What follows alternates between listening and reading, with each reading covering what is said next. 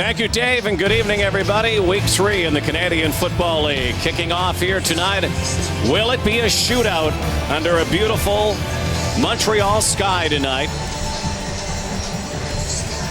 And will these guys factor into the Calgary Stampeders offense? This is almost unprecedented. Yeah, this injection of youth on the Calgary O-line. You saw Dimitri Zumpis, the number 2 overall pick in this year's draft. Jesse Newman, number 3 overall. They're going to start at the guard spots, and they're going to be tested against this Montreal defense. And speaking of defense, how about these two coordinators and the familiarity they have with the opposing offensive personnel? Chris Jones now in Calgary, Tim Burke in Montreal. These guys swapped jobs in the offseason. So maybe the two best offenses this league, because there are some defensive moles, if you will. Perhaps we might have a defensive showdown here tonight. Jason Armstead is back. Sandro DeAngelis kicks it off, and here we go. Week 3 in Montreal begins. Armstead out to his 40-yard line, and Anthony Calvillo, what a start he has had to the new season. Yeah, AC has been fantastic, looking like the Anthony Calvillo of old. Of course, one of the guys who's been so important to him this year, the running back, Avon Coburn, not the guy people expected, but he's sure been productive. And that receiving core, Kerry Watkins, of course, and Ben Cahoon doing what they usually do. Keep an eye when they go 5 receivers for Dan Desrivaux. He's had a terrific start. And the youth on their O-line comes from the second-year man, Jeff Parrott, at left tackle, joining all those veterans. Last 2 weeks, they started out throwing. They do again, and another completion. Anthony Calvillo to Jamel Richardson, who made an outstanding catch last week against Winnipeg, a one-hander for a touchdown. Let's take a look at the Calgary Stampeders D. Yeah, this defense has been riddled with injuries through the first couple weeks. They've had 3 defensive ends go down so far. Charleston Hughes, Mike Labinjo get the start tonight. Juwan Armour comes over from Hamilton to anchor that linebacking core. And on the back end, keep an eye on Brandon Browner, number 27, big corner. He's been terrific. People haven't been testing him so far this year. Calvillo over the middle. Kerry Watkins.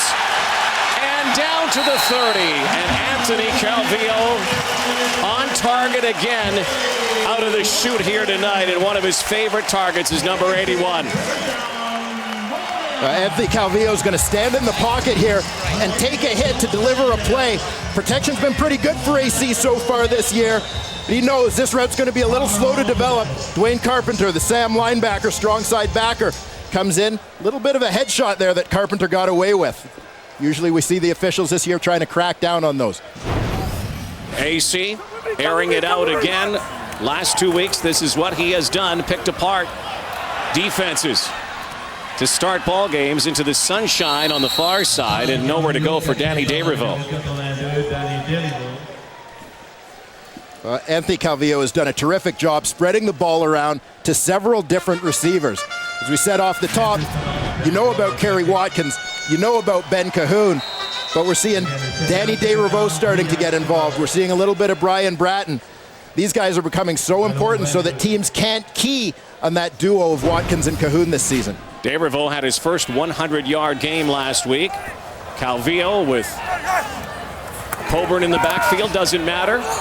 And this was a broken route and a broken play, and Calvillo on his backside. Yeah, this is something that Calvillo hasn't had to deal with a lot in the early going this year. He's been getting rid of the ball pretty quickly. O-line's been good, but you're going to see Dwayne Carpenter comes free again, gets that backside shot on AC. He seems a little bit slow to get up after that one. One thing that Chris Jones was renowned for when he was with the Montreal Alouettes was attack, attack, attack. A lot of defensive blitzing schemes we expect to see, and I'm sure AC expects to see a lot of that tonight. Now Damon Duvall from the 30. Both of these kickers are dynamite against each other. The Alouettes started off 3-0 here tonight. The CFL on TSN is brought to you in part by Rona, proud sponsor of the CFL. Rona, the Canadian how-to people. For the 3rd straight game, the Montreal Alouettes hit the scoreboard on their opening drive. Anthony Calvillo got bumped around a little bit on that drive. Damon Duvall with the field goal. Against Calgary, 15 of his last 16 Duvall has hit. Sandro DeAngelis has also been very effective against Montreal, 17 of 17, so the kickers will certainly factor in here tonight. Shea Emery in on the tackle, and Henry Burris, a week after his Calgary Stampeders, very well could have been 2-0 except for that guy named Jason Tucker. Yeah, Calgary looking to rebound. They couldn't quite finish that one off last week. They know they've got to keep that Montreal off the field. Look for Joffrey Reynolds to be busy here tonight. All of these receivers are going to catch a lot of balls. You've got Rambo and Copeland, who tied for the league lead in touchdown catches last year. On the O-line, we mentioned those two rookie guards, Zumpis and Newman. We'll see how they fare against a tough Montreal front four tonight. Selected second and third overall.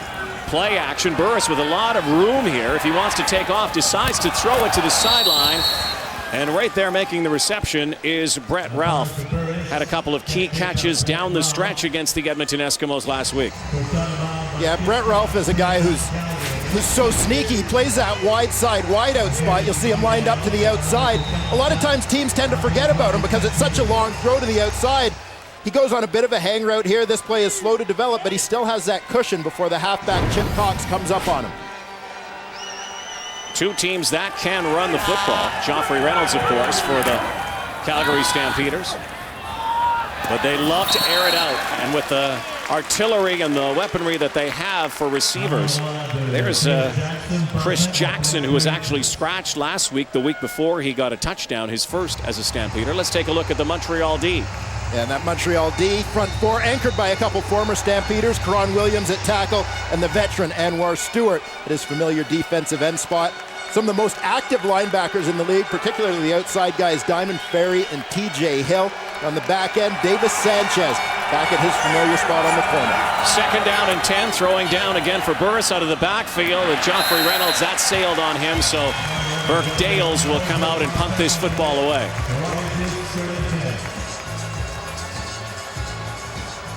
No question, with the way last week's game finished, the Calgary Stampeders clearly would have liked to have come out and answered right away here on their opening possession.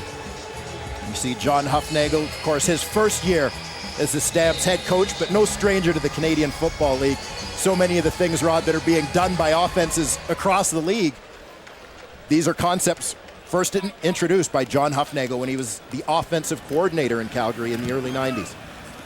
Wobbly one from Burke Dales. Armstead breaks one tackle and another finds his seam. So Anthony Calvillo and the Alouettes will come back out after the 13-yard return, leading 3-0. Montreal Alouettes have been effective. Dwayne Ford, when they get the football, and have been driving that football first two games of the season. Yeah, they sure have him picking up right where they left off with this one. Opening field goal against Hamilton game one. They were all over Winnipeg in the early going last week with a touchdown on their first possession. A field goal here tonight, catching teams back on their heels by throwing the ball early. Calvillo again.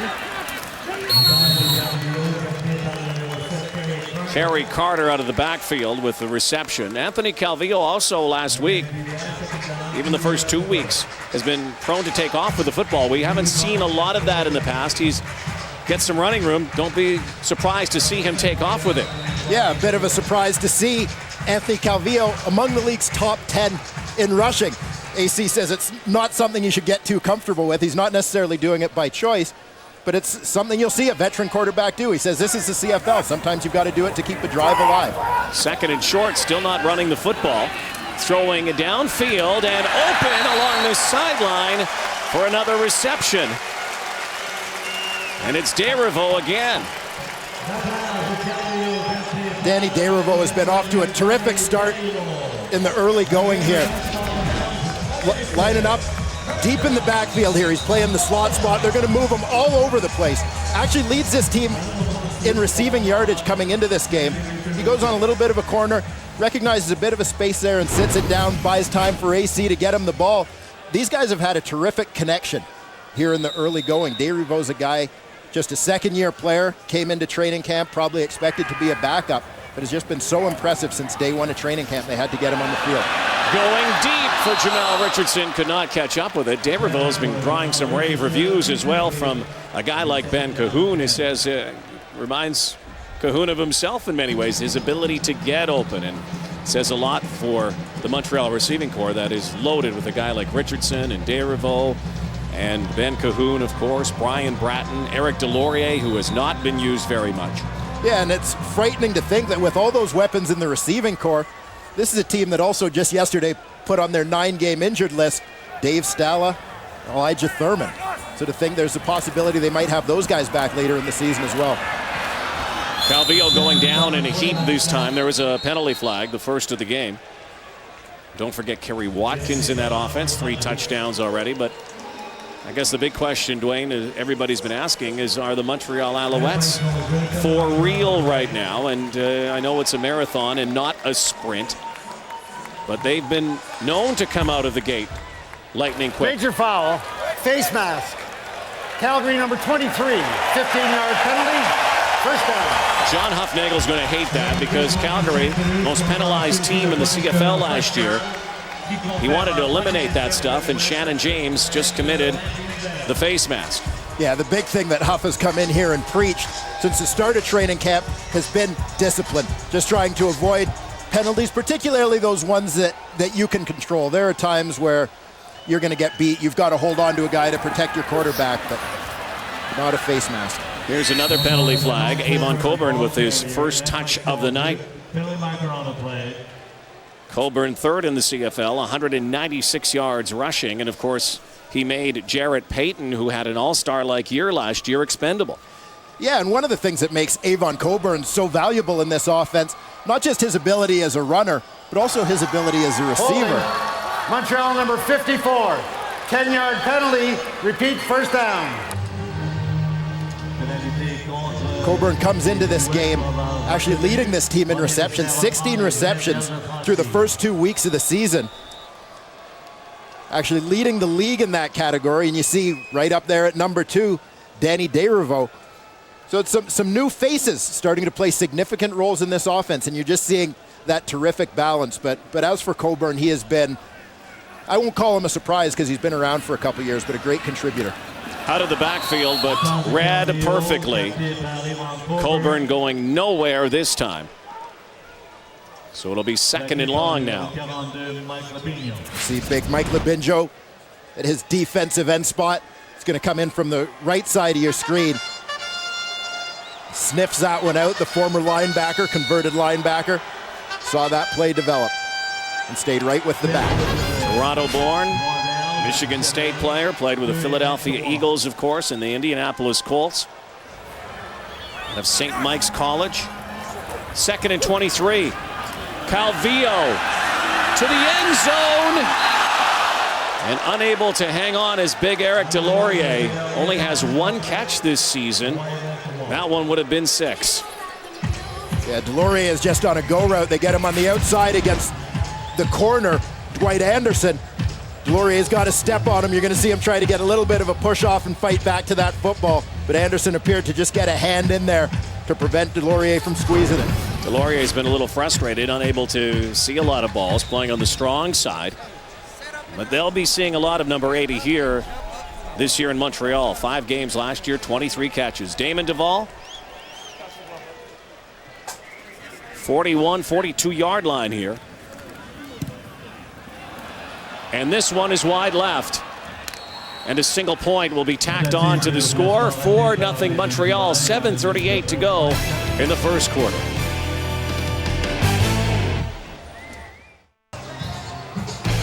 The CFL on TSN is brought to you in part by the 2008 GMC Sierra, professional grade.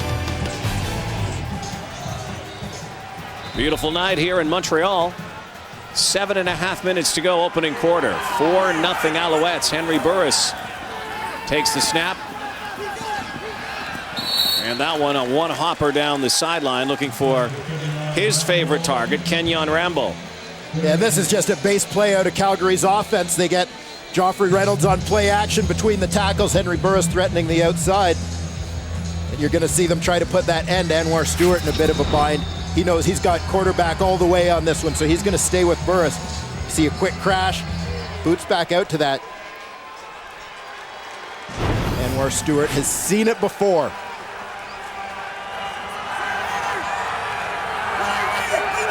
2nd and 10. Quick hitter now to Nick Lewis from the backfield. And once again, that will be another 2 and out.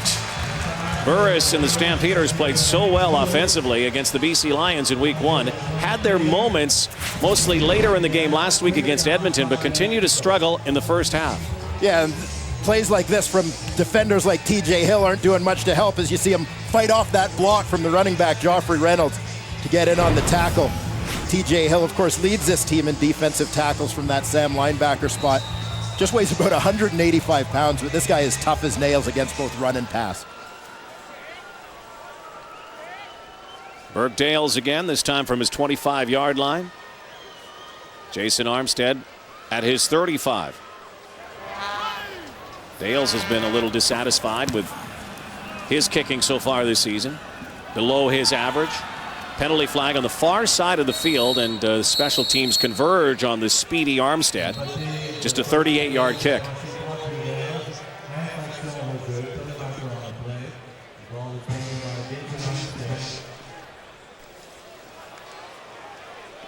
Jake Ireland signaling that the penalty is against the Montreal Alouettes. Was 3rd down and 5. Offside. Montreal number 18. 5-yard penalty. First down. So there we go. Well, that will help. Mark Trestman, what a job he has done. A guy who was, I don't know if criticized is the right word, but certainly the beginning of the year, a lot of people were wondering if he could handle the CFL game, never, being exposed to it. But so many years in the NFL, he's answered those critics. Oh, there were no shortage of doubters coming into the season. An American coach with no Canadian football experience. One thing that's been talked about with Mark Trestman as an offensive mind is that he's one of those guys who was so involved in the famous West Coast offense, a passing offense. And a lot of people feel that that's translated well and has helped him adapt to the Canadian game. Burris stands in. Rambo with a first down. Marcus Stell with a tackle. Otherwise, Rambo could have made that a really big gain. Yeah, Kenyon Rambo is a guy who's been so dangerous. Held off the score sheet last week, but still 13 touchdowns in his last 13 games dating back to last season. Real big play threat in this Stamps offense. You see his numbers on the season. Huge week in week 1 with 136 of those yards. Joffrey Reynolds, his first touch. Chip Cox in pursuit. Davis Sanchez with the tackle. Just a nice job there by that Montreal secondary, led by Cox and Sanchez, to string out the run, not give Joffrey Reynolds a chance to get his shoulders turned vertically. See Reynolds in the back of the eye. Comes back on the counter play, but Cox in pursuit, and Sanchez, you see the leverage? Keeps him on that inside shoulder, not giving Joffrey Reynolds a chance to beat him to the sideline.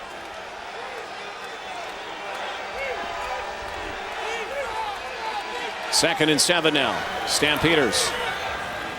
Wide out to Ralph, wide open.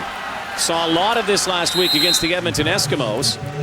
And another first down for the Stampeders, so that penalty, the offside call, proving costly here. Yeah, a couple quick plays, and suddenly the Stampeders are within the field goal range of Sandro DeAngelis. And a couple first downs to get even closer, possibly even take a shot at the end zone here. It just amazes me with Brett Ralph, a guy now in his 4th year in the league, yet continues to be underrated, under-recognized, it seems, by opposing defenses. All he does is make plays, but there are so many other big names in the receiving corps, sometimes they forget about him. Reynolds bounces around in the backfield and ran right into the back of his offensive lineman and was brought down by John Bowman. John Bowman making the play from his defensive end spot. It's going to come from the very bottom of your screen, working against the tackle, Antonio Hall, and just gets Hall's shoulders turned, beats him to the inside to force that play. Second and long now, passing down for Burris. Within DeAngelis' range here.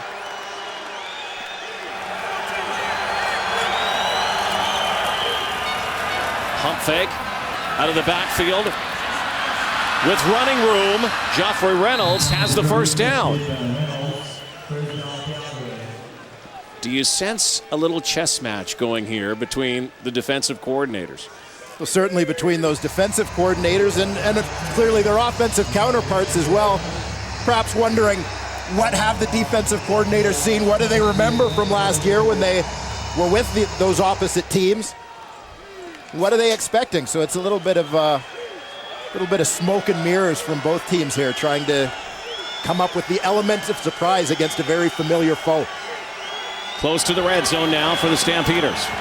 Burris will take off with it. There he goes. Head first, drop the football. Montreal has it. No one's touched Davis Sanchez. No whistle. And the Alouettes have the ball. Henry Burris could not hang on.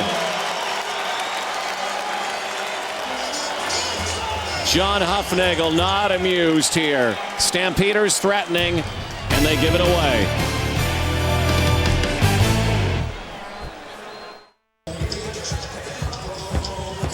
Well, a missed opportunity there. There's those red lenses of Henry Burris. Stampeders a little red-faced right now.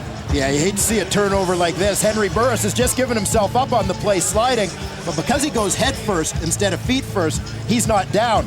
Now, this was his primary receiver on the play. Look at the hold from Chick Cox that prevented Chris Jackson from getting separation. That's where Henry Burris wanted to go with the ball. Chip Cox got away with one there against his old college teammate, Mr. Jackson. First time they get a chance to play against each other, know their games well. 2.5 minutes to go, first quarter. Play action, Calvillo to his favorite target.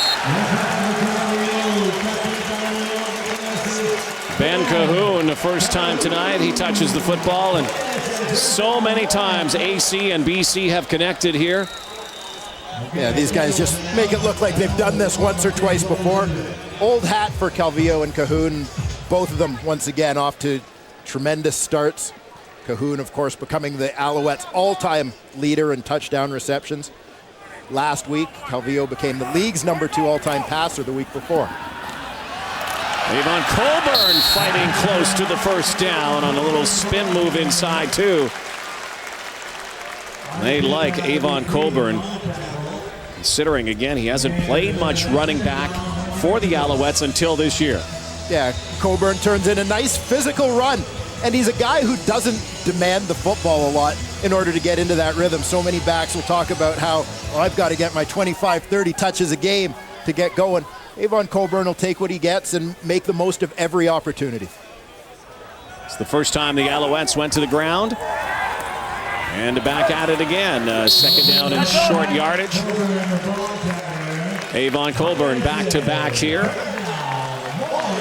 Hamilton and Winnipeg saw a lot of Avon Colburn. It was an interesting combination of both power and speed. I guess I'm the best of both worlds because, you know, I'm 5'8" in stature, 190 pounds, but I play like I'm 215, 220. But at the same time, I play like I'm 180 too. Now Richardson is gone to the end zone. Touchdown, 67 yards.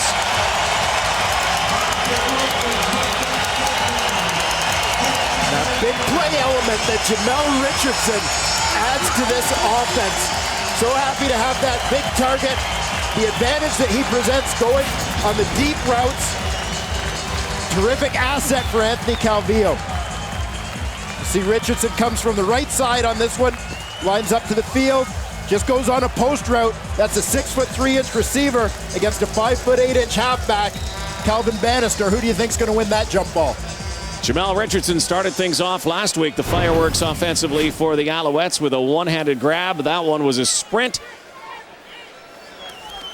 And the Alouettes and their high-powered offense now lead 11-0 late in the first quarter.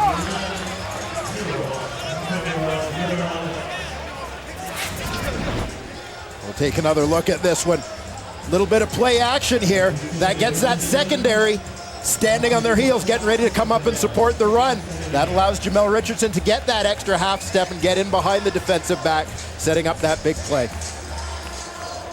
Anthony Calvillo, 665 yards through 2 games, 6 touchdown passes, make that one number 7 on the season. AC has looked so good early in the 2008 season. Yeah, the thing that's been so impressive about it, Rod, is this is a veteran quarterback being asked to execute in a brand new system. You would expect things to take a couple weeks, usually in the early going. You've got defenses a little bit ahead of offenses, but here's Anthony Calvillo just off to this tremendous start. See, the Calgary Stampeders would like to take a page from that in the early going. Montreal, we mentioned last week, the first half of their game, 31 points, 366 yards in the first half against Winnipeg, setting them up for the win. They almost coasted the rest of the way. Calgary held to just 7 points in the first half against Edmonton, and we talk about the big finish, but it was really the first half that cost them. Reynolds returning to the 28-yard line, a key for Anthony Calvillo. Up until last season, you always saw him looking down at the plays. He called his own plays. Mark Trestman is doing that this year for him and maybe takes a load off, especially under Trestman's offense. And so now Henry Burris, after a costly turnover, looks to respond. Yeah, and the big thing for Calgary here, of course, is just regrouping. How do you respond to that adversity? It's discipline. And, you know, as we see Mark Trestman there, it's something that he's managed to instill in his Montreal team, dealing with that adversity. You're going to have good plays, you're going to have bad plays in the course of a game. How do you handle both of them? Barring penalty, final play of the first quarter. Burris, a little lob pass to Rambo. Henry Burris just has a little bit off here tonight. And that one would have been a big gainer as well. That's it. Stampeders shut off the scoreboard. 11-0 Montreal after 1. Here are our first quarter numbers tonight. The Alouettes off to a good start. Brought to you by Tim Hortons. Always fresh. Always. Yeah, slow start, as you can see, from the Calgary Stampeders. Held to just 7 yards rushing. You would think with Henry Burris seeming like he's maybe a little bit off tonight, that they might want to use Joffrey Reynolds a little bit more, but Reynolds not getting a lot of touches. They've got to try and get him in that rhythm here real soon.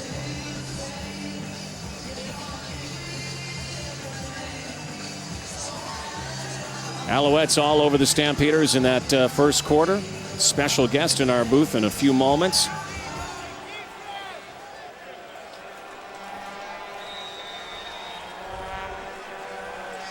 Henry Burris back at it after coughing up the football on his last drive. This time the catch made on the far sideline by Kenyon Rambo.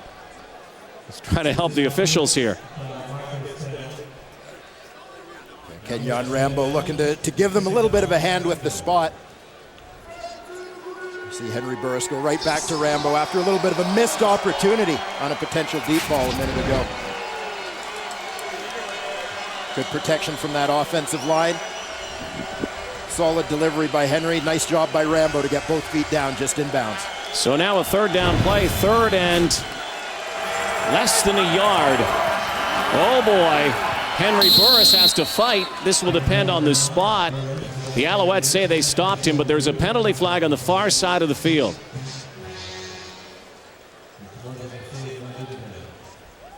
Sort this one out. I don't know. Offside. Montreal. 5-yard penalty. First down. So moot point whether he was stuffed or not, because they get the first down. And you're going to see that one helmet just a little bit ahead of the line. That's Eric Wilson, who comes in the short yardage situation. Leaning a little bit too far into that neutral zone. So 1st and 10 now. Burris rolling right. There's Rambo again. Up to his own 50-yard line, and will be 4 yards short of a first down. You can see it seems like Henry Burris trying to get Kenyon Rambo involved. He knows this is his big play guy. They're making a point of feeding him the football. Well, we're happy to have in our broadcast booth the inimitable one, Don King. It's just great to be here. What are you doing here? Mercy, Quebec is just an absolute pleasure. I love Montreal and the Alouettes. This is our team. Well, look at this. Henry Burris. Yes, Calgary. That's all right. Give them something every now and then. You know what I mean? Henry Burris with a big play this time, and he hung on to the football. We see Robert Wetenhall, the Montreal owner. I know you're good pals with Mr. Wetenhall. Yes, I love him and his wife, Lisa, and I think they're doing a wonderful, wonderful job here. And we got this 80 consecutive sellouts. Can you imagine that? Oh, congratulations. You know what that is? That's good promotion. You know about promotion. Fantastic promotion is not good, it's fantastic. You know what I mean? Into the red zone now, close to it for the Stampeders, down 11-0. We're happy to have you here tonight. Burris over the middle.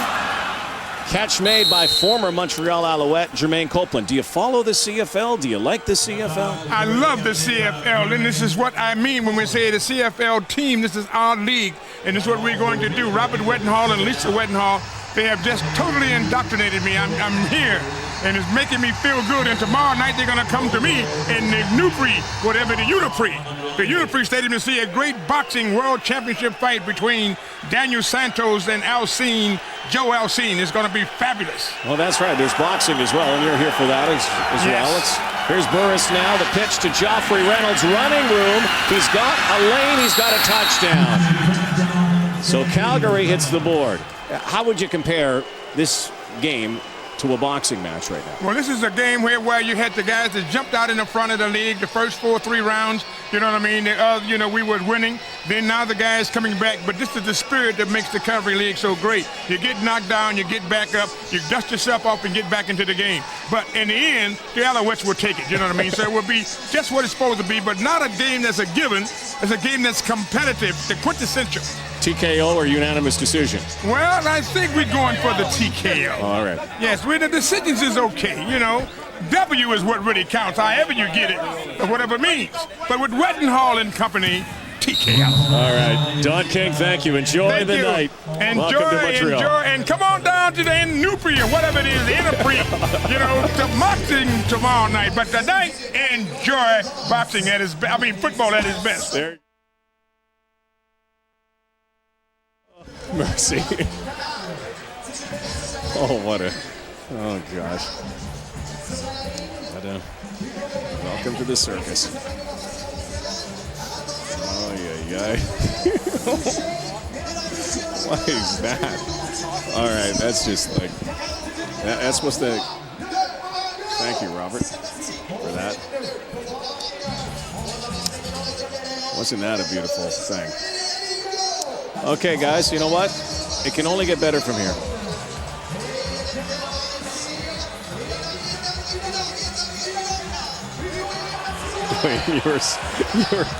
You were shocked. Oh, priceless. Oh, man.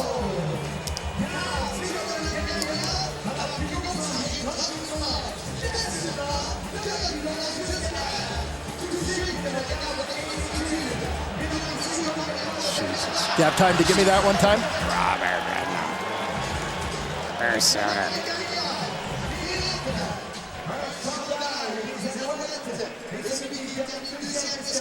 I'll circle him at the top, okay?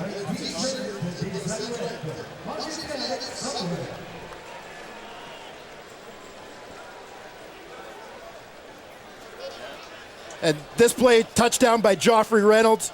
Set up beautifully. A nice kick-out block. You know I love my fullbacks. Rob Cote is the lead blocker in the backfield on this one. Going to line up to the outside of the formation. He goes in motion. Stays on his man, keeps the legs driving, holds onto that block. You'll see him right to the left of your screen on Chip Cox. Sustains that block on a slow developing outside play. Long enough for Joffrey Reynolds to get through the hole. 6 plays, 81 yards, eating up 3 minutes of the clock while we were chatting with Don King, a character, I would say. He would like Joffrey Reynolds. Watching him every night. Guy who is a battler, a warrior. This guy, Turns up a lot of yardage for the Stampeders. Yeah, he sure does. And good to see him start getting involved a little bit on that series and see him get a couple of touches. Calgary offensively has been criticized a little bit the last couple of years for not getting Joffrey Reynolds the ball enough, and it's a challenge when you've got so many weapons.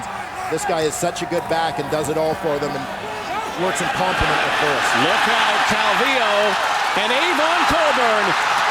Coburn finally brought down, and Anthony Calvillo punches the right back. They talk about this Montreal offense being a team that's going to go with short passes in the early going to try and open up the deep shots later. Not showing a lot of patience here. Avon Coburn just runs the wheel route, gets a little bit of traffic, help there from Kerry Watkins. Ends up beating he's in coverage. He's got the defensive end. Justin Phillips is the man who's got to go with him. Great mismatch for Montreal. Great read on the play by AC. Just the recovery speed of Brandon Browner is all that saved a touchdown there for Calgary. Calvillo to the end zone. In and out of the hands of Jamel Richardson, who couldn't make the circus catch this time.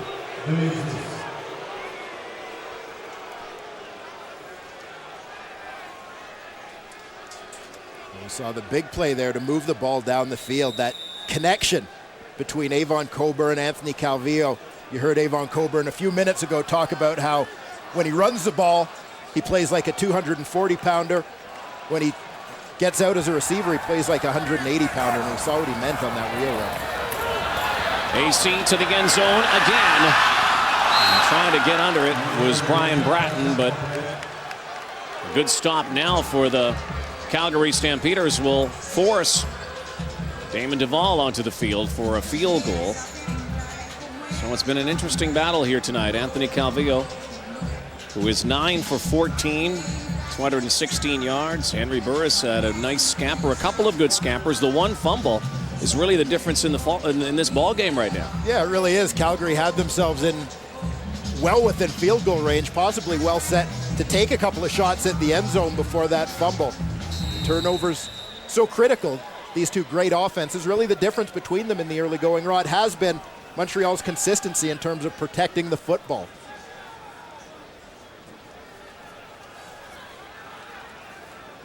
Duvall has a chip shot here. Would make this a lead of a converted touchdown. And only had 11 players on the field, so time count violation. Montreal number 86. Chip shot is a little longer now. 5-yard penalty. It remains third down.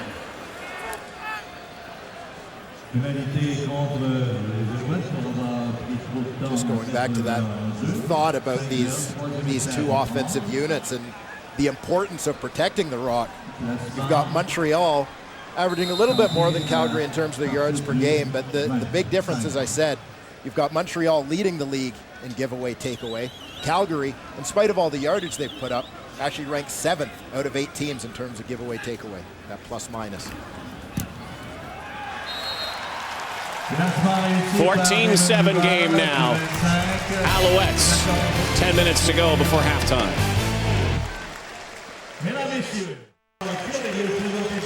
Doubleheader Thursday night starting in Montreal. Heading off to Edmonton later. Let's go to the sideline now and join John Liu.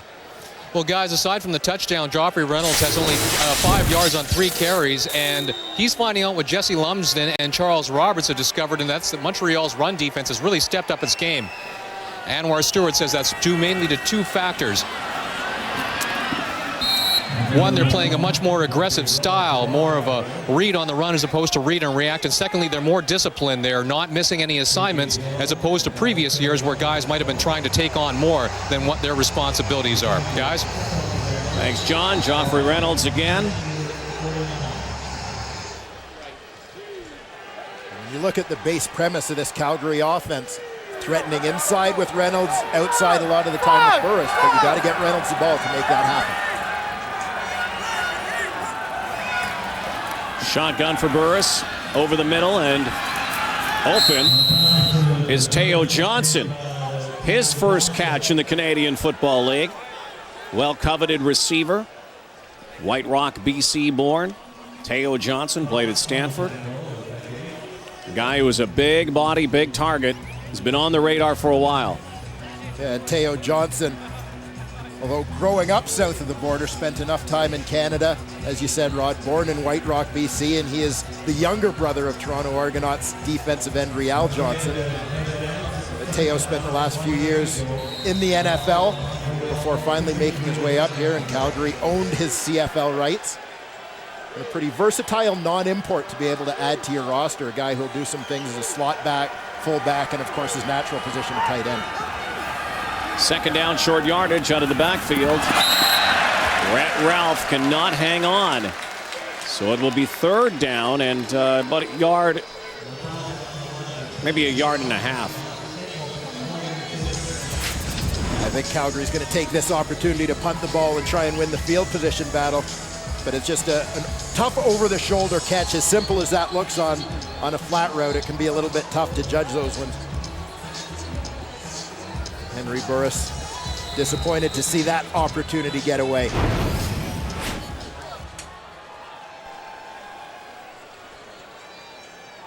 There's Armstead back again.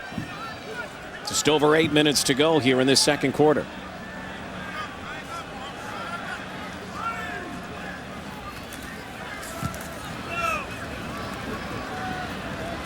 Back to his 5-yard line. Penalty flag on the play.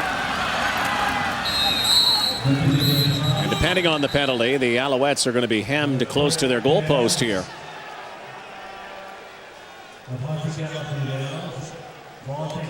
They were downfield quickly, the Stampeders were.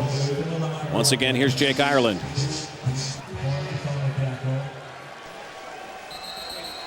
And it's against Montreal.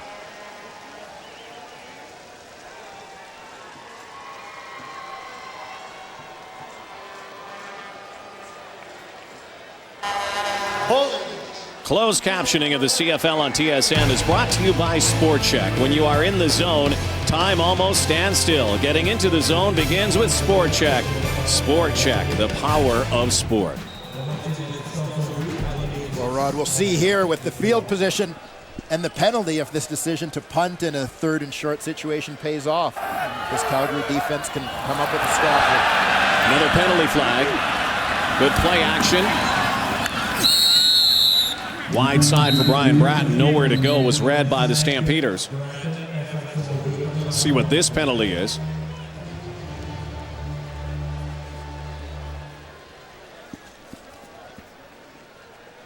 Stampeders jump here.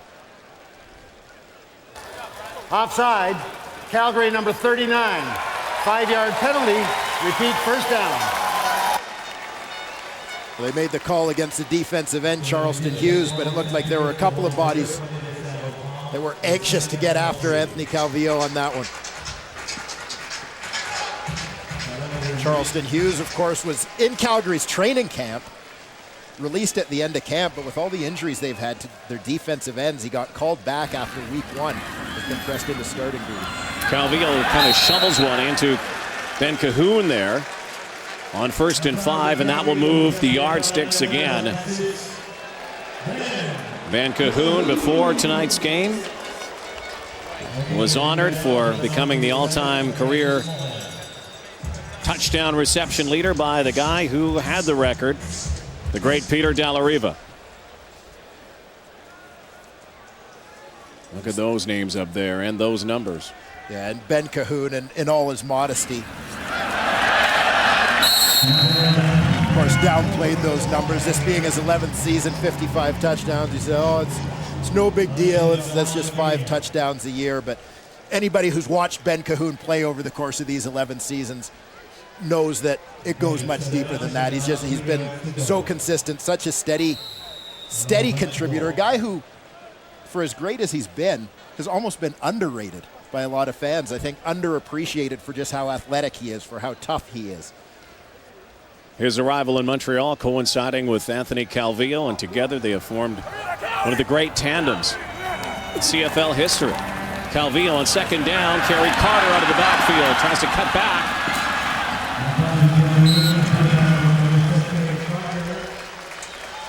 Depending on the spot here, yep, they will move the chains again. This is a solid, quick-hitting play that's been set up by the running of Avon Coburn. Kerry Carter's going to line up as your lead blocker. Takes off out to the right side. Everybody assumes he's going to block that DN. Carter runs right by him, slips out into the flat. By the time the pursuit realizes it, they're in chase position. Stampeders not ready defensively after the quick huddle by Montreal. Let's see what happens here. Calvillo, Colburn, and he's brought down. Stampeders were looking back, and then all of a sudden, Calvillo was right there behind center. Could be another one of those tricky little concepts of Mark Trestman, changing up the pace a little bit. There's Chris Jones, the defensive coordinator with Montreal the last 5 years, left when he was overlooked to become the head coach. When Mark Trestman got the job, Chris Jones felt, hey, I'll get a job, a head coach someday. That's what he wants to do, but took the job in Calgary. Yeah, and sometimes you just need change. It can prove to be a good thing. Chris Jones seems very happy with his situation in Calgary. Wide open, Kerry Watkins. A midfield strike. Another big gainer here for the Montreal Alouettes tonight. Kerry Watkins continues to be their #1 deep threat in this offense. He and Anthony Calvillo, since about the midpoint of last year, have been on a terrific roll. Kerry Watkins just on a corner route here. Nice protection. AC's got time to set up. Delivers a strike. That defense under the guidance of Chris Jones. They've not been able to get to Anthony Calvillo yet. Watkins again tried to lay out for one. Little collision there down the sideline. Brandon Smith. Just one of the rare overthrows tonight from Calvillo. And watch the protection here from the offensive line. Was an overthrow, but look at the time they give Calvillo and the depth. He's got a little bit of room to actually step up in his pocket and throw that ball. He doesn't have to shorten up on his delivery at all. What did Wally Buono tell us last week? For a quarterback in the pocket, the release point, 2 to 2.7 seconds. Yeah, that from drop to release, you've got to process a lot of information and get rid of the ball in that time. Over the middle, catch made. Threading the needle was Calvillo, and Watkins comes up with the football. Well, great concentration here from Kerry Watkins. I'm not convinced that somebody didn't run the right route here, because you've got two receivers who end up pretty close together. But for all that traffic between Watkins and Jamel Richardson, plus the two defenders with him, Kerry Watkins does a nice job to stay with that ball and bring it in. Calvillo putting on a clinic again here tonight. Into Stampeder territory, 14 of 20, 271 yards in the first half. Penalty flag flies, and so does the football onto the outer track here at McGill University. 80th straight sellout at Percival Molson Stadium. Calvillo just getting rid of that football, and here's the penalty call. Calgary, 10-yard penalty, first down. Now the penalties continue to pile up for the most penalized team last year. They thought they wanted to correct that this year. They're still pretty heavily penalized, including here tonight. Yeah, and this has been the thing that has prevented Calgary from being 2-0. They came up with a very disciplined, very consistent performance in week 1. Last week, they'd be the first ones to tell you they only played one half of football, and it cost them.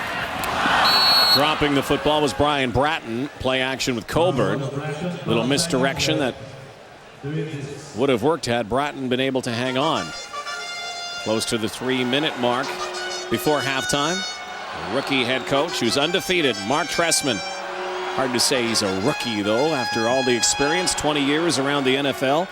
Amazing that both of these coaches tonight have worked with so many great quarterbacks. Trestman with Steve Young and Bernie Kosar and a number of others, and John Hufnagel with, well, the Super Bowl champions over the last few years. Yeah, the list goes on for these two guys. Both made big names in the NFL, but just as well here in Canada.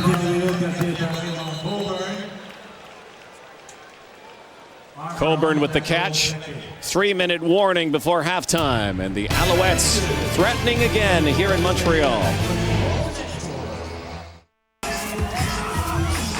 We're in Montreal tonight After this ball game, we send you out to Commonwealth Stadium a week after the catch. Eskimos, Toronto Argonauts. Argos have put Michael Bishop on waivers. Noel Prefontaine has a chance to meet his old mates coming up after this one. Damon Duvall now from the 35-yard line. Chance to extend the lead to 10 points. And he does. And will step aside again and come back for the final 2:27 of the first half. Yes, they are counting down the days to the 2008 Grey Cup. 136 and counting. The Grey Cup goes green this year. That clock powered by solar panels. Olympic Stadium. That's where the Grey Cup will be played in late November. Both of these teams would dearly love to be there. The Calgary Stampeders and the Montreal Alouettes tonight. First meeting of the season. Two teams that have a lot to prove this year, particularly the Alouettes. After their underachievement last year, Calgary Stampeders made a ton of changes, including a head coach, of course. No change at quarterback. Henry Burris is the guy. 2 minutes now before halftime. Rambo. Nowhere to go that time, Dwayne Ford. There you see the value of TJ Hill in that linebacking core. You've got Kenyon Rambo, great speed receiver coming on the crossing route. This would create a real mismatch for a lot of linebackers once Rambo catches this ball in a little bit of space. But TJ Hill may be undersized, but he benefits from having that agility. He's able to make the play in the open field. See the numbers on TJ Hill. Solid tackler. Just a tough, hard-nosed player. Cover skills of a DB, but the mentality of a much bigger linebacker. Third down play now. Burke Dales once again, and another penalty flag flying.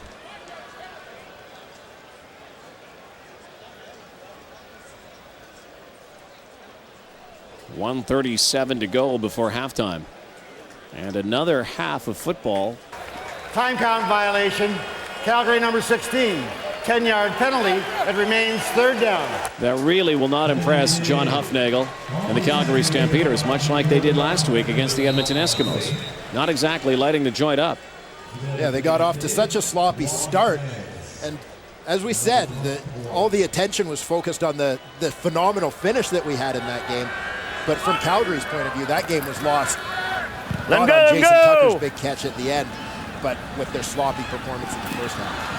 Armstead, one arm to downfield.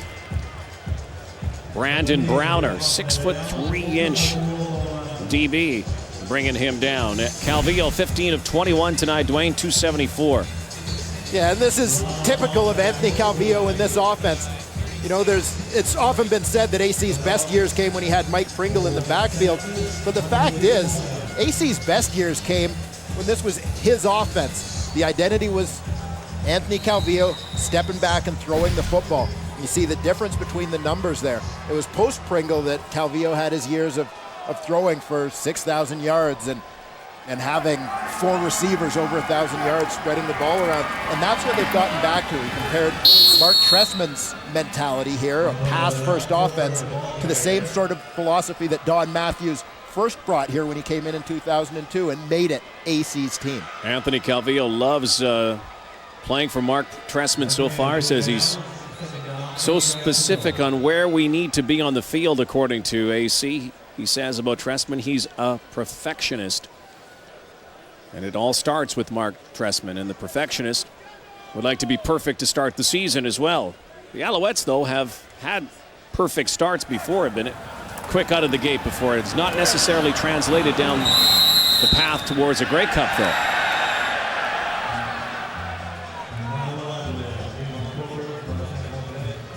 So another chance now for the Stampeders with a minute to get the football back and put some more points on the board.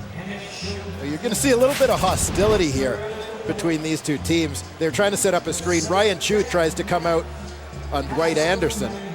and tries to cut his legs.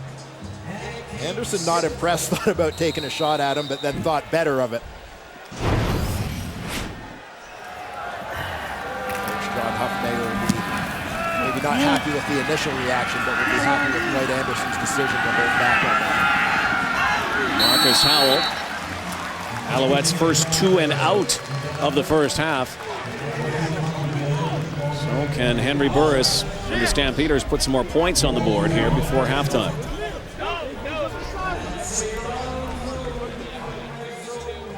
Again, comparing this start to last week's start, Calgary's right where they were a week ago. 7 points in the first half.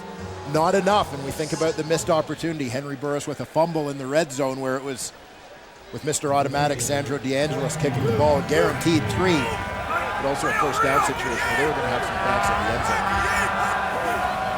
6 pack of receivers now. Out of the backfield is Reynolds, and some room.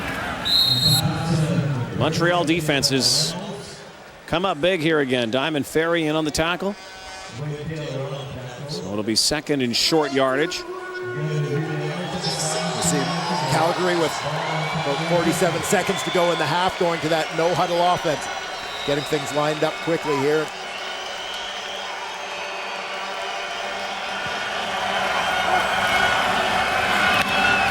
Nick Lewis has the first down to the 45-yard line of Montreal. A couple more of these, they'll get in DeAngelis' range. They like to punch one to pay dirt, though. Get one into the end zone here, and that's why Burris is going back to have a chat right now. Timeout, Calgary. A recognition from the Stampeders of the importance of getting those points before halftime. This is a critical situation. They want to make sure not just that they have the right next play, but knowing that they're in a little bit of a no-huddle situation here, making sure that Henry Burris knows what the options are depending on what situation presents itself on the next couple of plays. Henry Burris likes the new direction in Calgary as well as DeAngelis, who has been Mr. Automatic, particularly against the Alouettes. Burris loves playing underneath Huffnagel, and Dave Dickinson on the sidelines as well. Great mentor for him. Can only be a benefit. Airing it out over the middle, almost picked. And right behind there, lurking, is Diamond Ferry. Went high in the sky to get that down. Well, the thing that's going to create this near interception for Diamond Ferry is the pressure you're going to see from defensive end Anwar Stewart at the bottom of your screen. Nice little hand play against Jeff Pilon there to get to the outside. Forces Burris to throw that ball a little bit early. He makes a bad decision with where that one's going. 30 seconds to go here. Need to get a little closer. And that will help Jermaine Copeland. Took 7 seconds off the clock, so maybe a couple more cracks here. Work that clock, a little time management. Again, DeAngelis against the Alouettes, 17 for 17. You know his percentages are always good. All-time leading percentage kicker in CFL history. Pump fake now. Again, another pass to Copeland. Similar pattern. Stampeders starting to click here now. This has been the thing with this Calgary offense now into week 3 of the season. Sometimes they look unstoppable, as they did late against Edmonton. Other times they just shoot themselves in the foot. Burris had one thing in mind. 6 seconds. And that will do it for the Stampeders. They will not get to the end zone here, and so that will bring out Sandro DeAngelis for the final play of the first half. Yeah, it kind of looked like Henry Burris was thinking quarterback draw all the way on that one. Trying to work that element of surprise against the Montreal defense. In the realm of decision making, probably a good one that Henry didn't try to spend too much time fighting for extra yards there, knowing that with the clock ticking down, if he was running into traffic, he better leave Sandro DeAngelis a little bit of time to get out there and kick this one. Barring a penalty, final play of the first half. From the 25-yard line, 18 for 18 against Montreal. Two high-powered offenses. The Alouettes lead the way, 17-10 at the half tonight here in Montreal.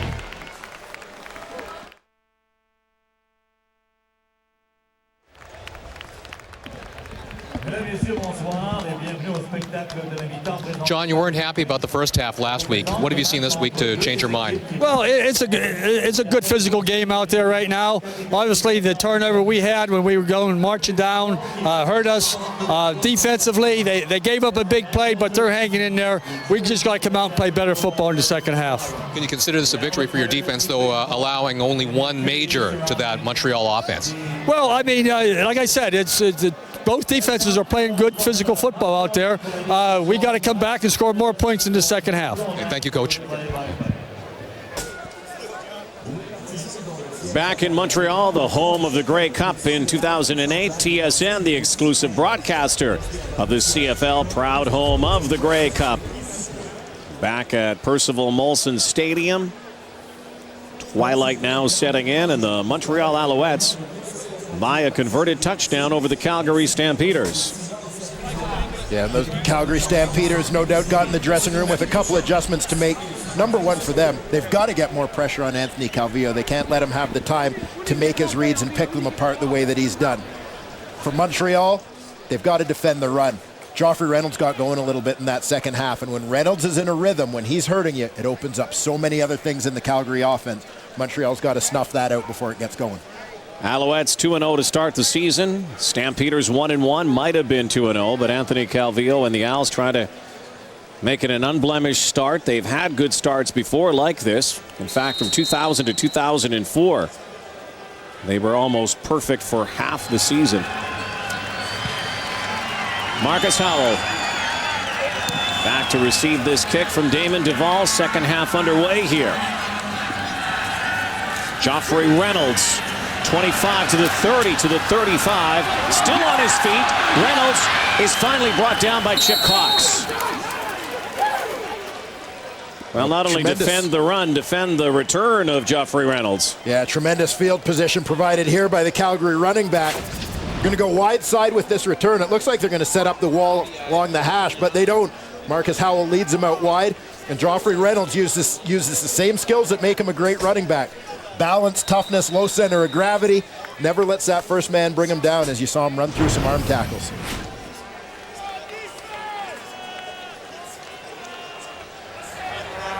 So Henry Burris, excellent field position to begin this second half.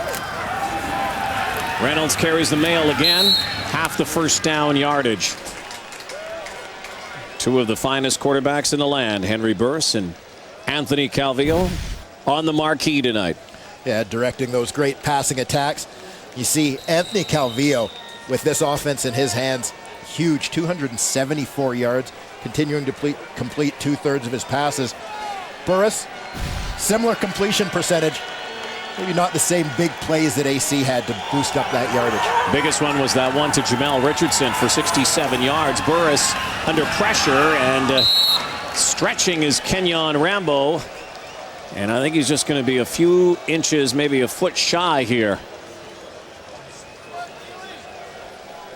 Again, you go back to that first half and we'll see how it all plays out. But John Hufnagel, when he saw Henry Burris lose the football, scrambling close to near the 10-yard line, for all intents and purposes, the Stampeders were going to get at least 3, but came away with nothing. Yeah, you can see the smoke coming out of John Hufnagel's ears with his anger over that one. An unforced error. It was a play. Henry Burris fumbled the ball without being hit. That's what we said. Those unforced errors are the ones that really drive a coach nuts. And that's the kind of stuff that also happens early in the season. You could say, hey, we're a little rusty. We haven't had a lot of time. But that's the thing that, the really good teams put a cap on early in the year. Yeah, sure do. Correct those errors and move forward. Let's go back to that first half. And Burris,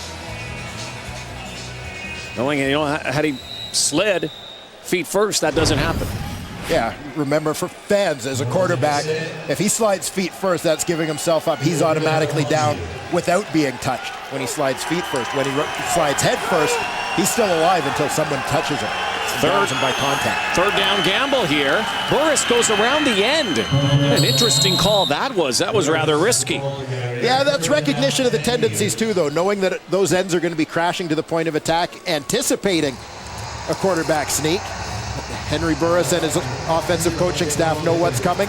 He's going to have a chance to boot around the outside. You're going to see the pinch. Everybody's going to go right for the center. That opens up the outside. Nice job by Jeff Pilon, the right tackle, to seal the edge. Let Henry Burris get the necessary yards. George Cortez, the offensive coordinator of the Stampeders. There's the pitch. Reynolds has room here and a wall. Reynolds along the sideline. A big play. Defend the run. They cannot afford to let Joffrey Reynolds get going. Reynolds got his touches and he produced in the second quarter. That was when Calgary's offense started to get going. It's very similar to the play that resulted in Calgary's lone touchdown. Rob Cote, the receivers, a couple old linemen get on their horses and get out in front of Joffrey Reynolds for a big gain. The old-fashioned pitch. You don't see it enough anymore, and it's when it works like that. He's able to spring Joffrey Reynolds. Burris, pump fake. Here comes the rush. Avoids it. Has running room. Will take off. And Henry Burris wisely steps out of bounds, or he would have been cranked there. And it looks like it's another first down. And that's where Henry Burris is most dangerous, when he gets outside of that pocket. You've got to be so aware of contained responsibilities, trying to keep Henry Burris between the tackles. He gets out there and the defensive backs are in such a bind because he's a threat to run or throw. In that case, the members of the secondary stayed with their receivers, and that left plenty of room for Henry Burris to roam. First and goal now. Burris has rushed for 62 yards on 4 carries. Lots of time. Wide open end zone touchdown, Kenyon Rambo. Davis Sanchez was nowhere near him. Rambo has the TD. That's 14 touchdown catches in his last 14 games. Yeah, Kenyon Rambo is red hot. He lines up as the lone receiver on the left side of this formation. Burris rolls right, looks right. Coverage slacks off a little bit, and then the throwback to Kenyon Rambo. 5 yards, almost like catching a punt back there. Sanchez could only flail at the ball in the air, and now we are all square, 17 apiece. Rambo finds the end zone.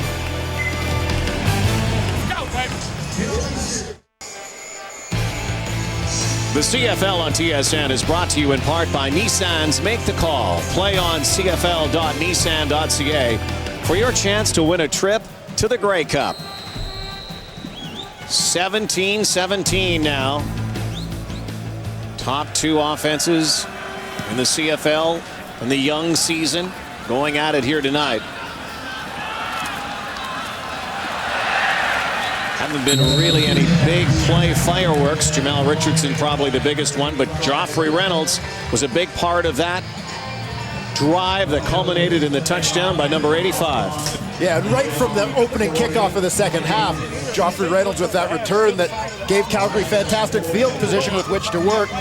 And then Henry Burris kept feeding his running back the ball. Give the horse the ball.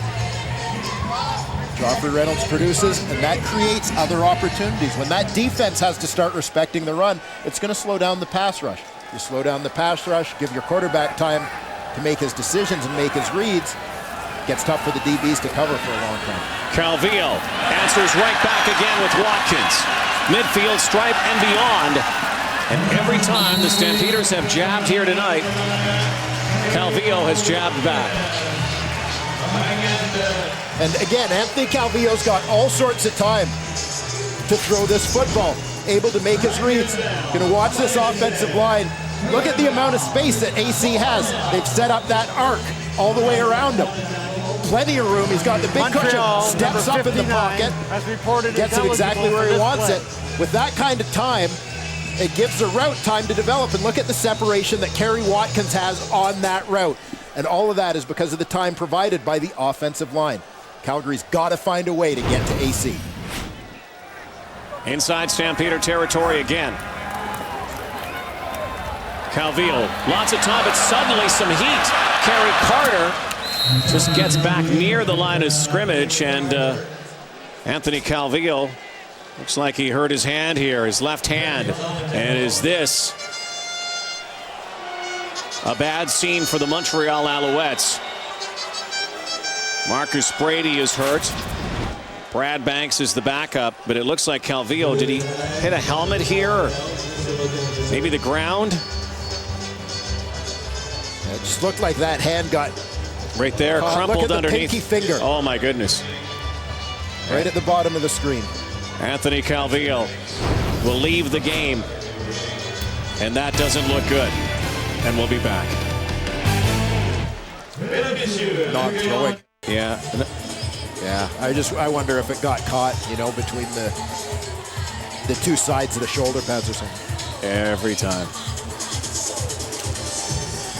See.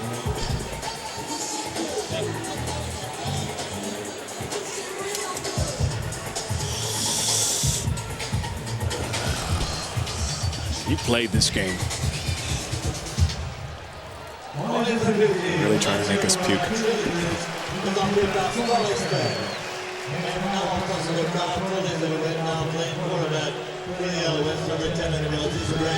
We'll have to get a report from the sideline, obviously. Anthony Calvillo's finger was out of joint there. I don't know if it's a break or a dislocation, whatever it is. It's obvious here. When he fell, watch his left hand. Keep an eye on that pinky finger. The hand is not supposed to look. It's not supposed to look that way. And we'll get a report from the sideline. Brad Banks into the game. Here's the heat on him, and he is brought down. What a blow to the Alouettes. Will he be back? Let's go down to John Liu. Well, guys, you saw the video, and it appeared that Anthony Calvillo did dislocate his finger, working on his fingers on the sidelines. The trainers, when manipulating him, he let out quite a roar of pain there, but they've got the splints on him, connecting, or rather tape connecting his ring finger to his pinky finger on his left hand. He's on the sidelines, as you can see, so it's very likely he's going to return to the game. He just gave a nod of approval. He's coming back in. Again, it's not the throwing hand, which is a good thing, but still that can be very cumbersome. Let him go! And obviously very painful. Big booming kick here. And it will roll through the end zone for a single, a 77-yard boot from Damon Duvall. And the story now tonight becomes Anthony Calvillo early in the season.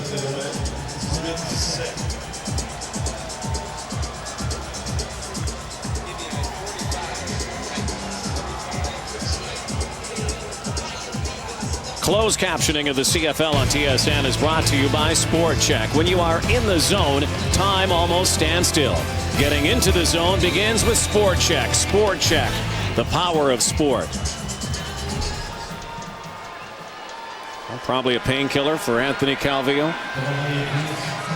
And will he return? We'll find out shortly. But the Alouettes' fortunes have always rested with Anthony Calvillo. Calgary Stampeders out of the backfield. That's Rob Cote, junior player out of Victoria. Played all 18 games last year. From Cochrane, Alberta. And this is Cote at his best, being used as a receiver. This play gets set up, though, again by Joffrey Reynolds in that run play. Play action. That held the middle linebacker, Dwayne Taylor, on the inside. He's the guy who's got to then, after honoring the run fake, has got to get out to the flat and track down Rob Cote. More Joffrey Reynolds coming on this drive. Penalty flag, far side.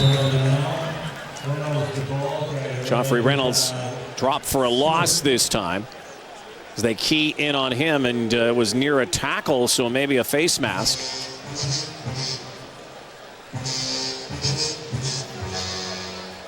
Costly after Montreal finally comes up with a stop against Reynolds. Major foul, face mask. Montreal number 9, 15-yard penalty, first down. Here's a look again. Here's Reynolds. There's Stewart. One of those where Anwar Stewart, in trying to make the tackle, is just trying to get a hold of something, trying to grab part of the jersey or the shoulder pads, and got the hand up too high. Dimitri Sumpas on Anwar Stewart that time. Kids have done a good job. The draft picks so far here tonight. Sumpus wearing number 67. Jesse Newman, number 62. Rookie O-lineman just drafted this year. Penalty flag again. Reynolds again.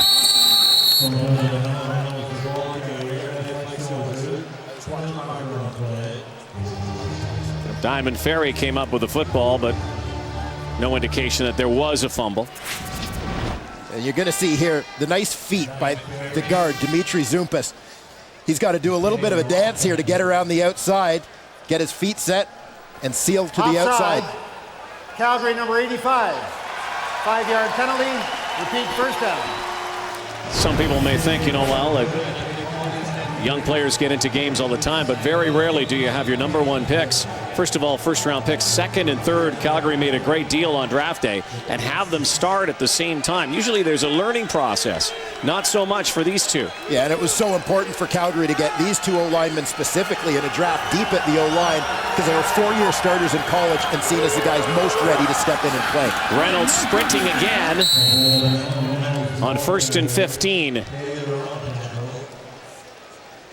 Quite a draft day for Zumpus and Jesse Newman. The trade that was made with Edmonton, Dimitri Zumpus was ready to go to his hometown team. They had the jersey and everything. Then the deal was made with the Calgary Stampeders. Yeah, Dimitri Zumpus found himself heading south on Highway 2 to wear that jersey. Calgary, of course, needed a couple of guards. Jay McNeil retired. Bobby Singh failed his physical. They went from having a veteran O-line to needing these two youngsters to step in, and they performed admirably. So far, so good. Henry Burris now dancing and lunging forward. And depending on the spot, it could be a first down. And it is a first down for the Stamps. Boy, a lot of mixing and matching, a lot of Joffrey Reynolds, a lot of play action stuff, but Henry Burris is taking command now. Watch TJ Hill comes on the big loop here. That vacates space, which ultimately flushes Henry Burris, but that creates space for Henry Burris to scramble through upfield, right back through the lane where TJ Hill had blitzed. 70 yards now for Henry Burris. 5 carries tonight. Getting close to the red zone for the Stampeders.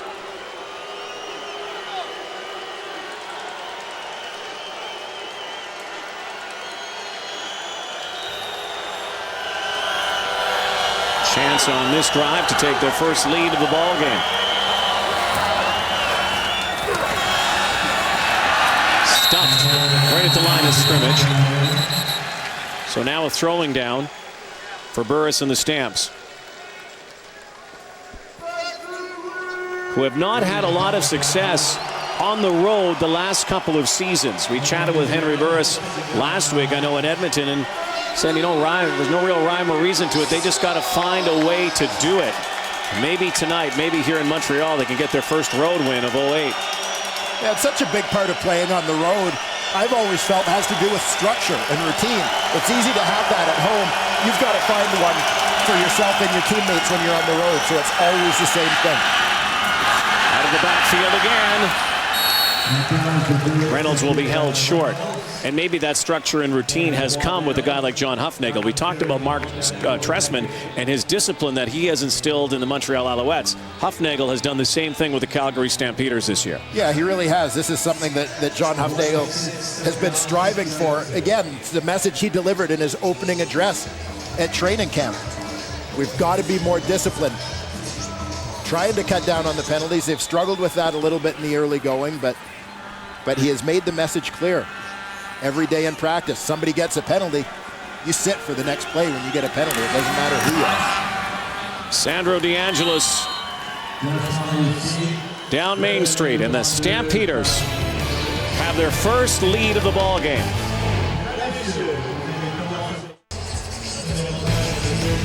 The CFL on TSN is brought to you in part by Nissan's Make the Call. Play on cfl.nissan.ca for your chance to win a trip to the Grey Cup. Thursday night lights now, and guess who's back in the ball game? Anthony Calvillo, first pass knocked down, and a pinky finger on his left hand again. dislocated, as it looked like. We're not doctors, but it certainly didn't look right. But maybe put back in place by the medical staff of the Alouettes. Yeah, taped together to help support that dislocated finger. Tape it to a stronger finger. But you got to wonder a little bit, not his throwing hand, but still the hand he's using every time he takes a snap, every time he goes to set that ball to throw. Guiding hand. This is the first time this season the Montreal Alouettes have trailed. See how they conquer this adversity if they can. Yeah, and Anthony Calvillo talked about this a little bit yesterday, was the fact that, yeah, we're off to this great start, but one thing we still need to learn is how we are going to react the first time we face adversity. That's one of your true tests of great football teams, is how they respond when things aren't going well. It's easy when the points are coming easily and you're playing from ahead all the time.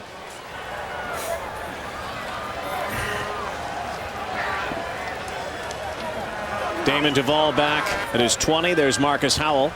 Stampeders now with just under 5 minutes to go in this third quarter.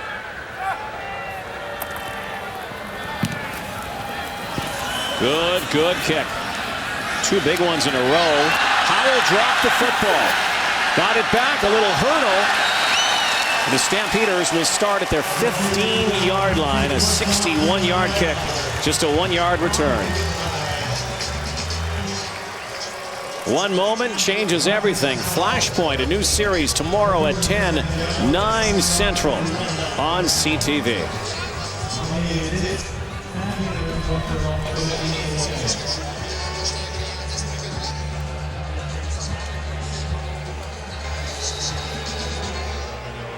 (20-18). Henry Burris and the Stampeders came off a heart-wrenching loss last week in Commonwealth Stadium.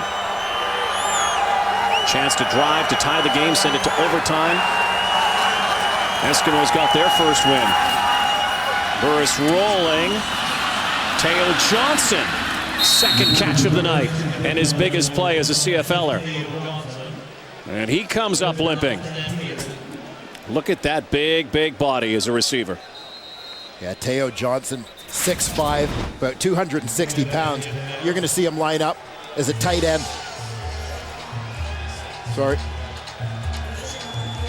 Lines up as a tight end. He's going to come all the way across the formation.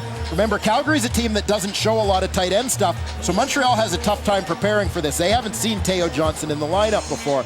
He gets completely forgotten about in that coverage. Makes his way across the field. It's something you don't see in the CFL much anymore as well, but that is a great luxury to have a Teo Johnson making his first start tonight in the CFL. Injury on the field will come back. The Stamps lead by 2.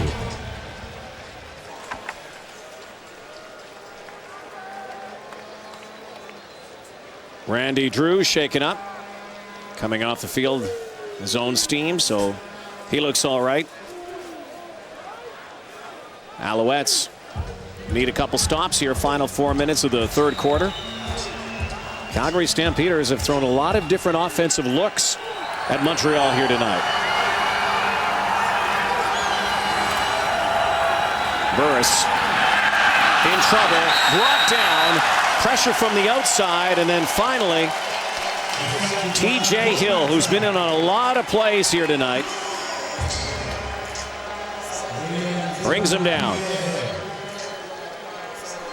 Well, the guy that Henry Burris wanted to get the ball to on this play is Kenyon Rambo. He's going to motion all the way across the field in this one, and he's going to sneak out to the flat. Things didn't develop quickly enough. Rambo actually got clipped in his motion. That slowed him up a little bit and prevented Burris from having that window to throw the ball. 2nd and 12. Downfield, oh, it's up for grabs. Jermaine Copeland, the former Owl, with a little tip drill. So Montreal will get the football back now. This is a stand that this Montreal defense needs. Heck of an effort by Jermaine Copeland to go up after this one. But dangerous when you're surrounded by Montreal jerseys. You saw about 4 Owls defenders with a shot at picking that one after it got tipped up in the air. Well, the big threat, anytime he touches the football, Jason Armstead, the former Ticat, Renegade, and Rough Rider. trying to get sprung here. Als could get good field position if they play this right. And looks like a time count violation against Calgary. Time count violation. Calgary number 16. 5-yard penalty. It remains third down. Burke Dales was kind of looking at the formation and didn't like what was happening. Yeah, Montreal is playing with just one returner, Jason Armstead deep. They've got 11 men up, which can sometimes create some issues in terms of the protection scheme.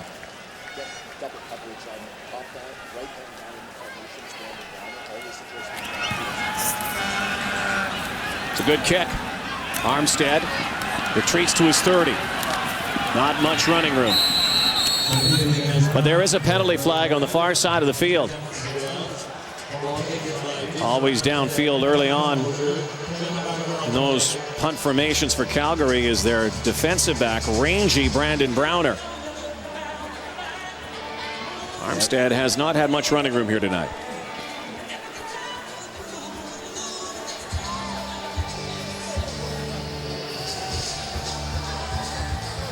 Veteran official Jake Ireland talking this one over. Here is the call. Holding.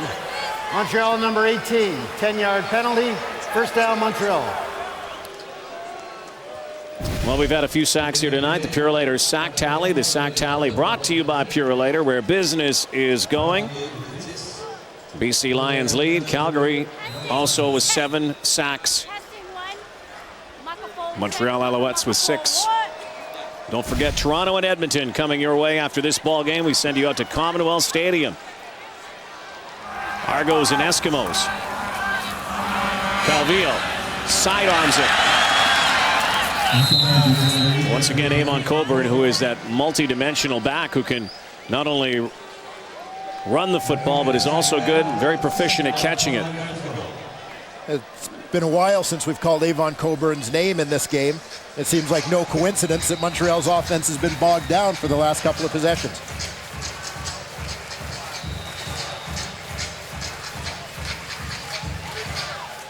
Amazing how the game changes when you start using your weapons a little more and finding some openings. We saw it last week for the Saskatchewan Roughriders in BC, using Wes Cates more in the second half. Calvillo in trouble, and he is sacked. So the 8th sack for the Stampeders now. Mike Labinjo was in on the play. Yeah, that Canadian defensive end, Mike Labinjo, you're going to see him at the bottom of your screen, number 42.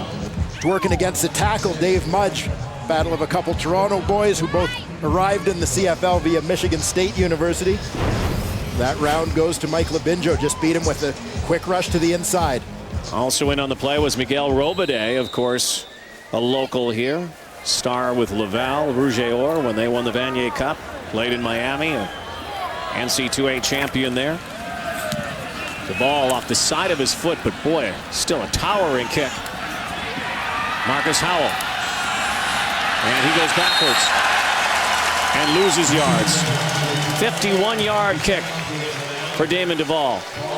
A minute change to go here for Henry Burris and the Stamps in the third quarter.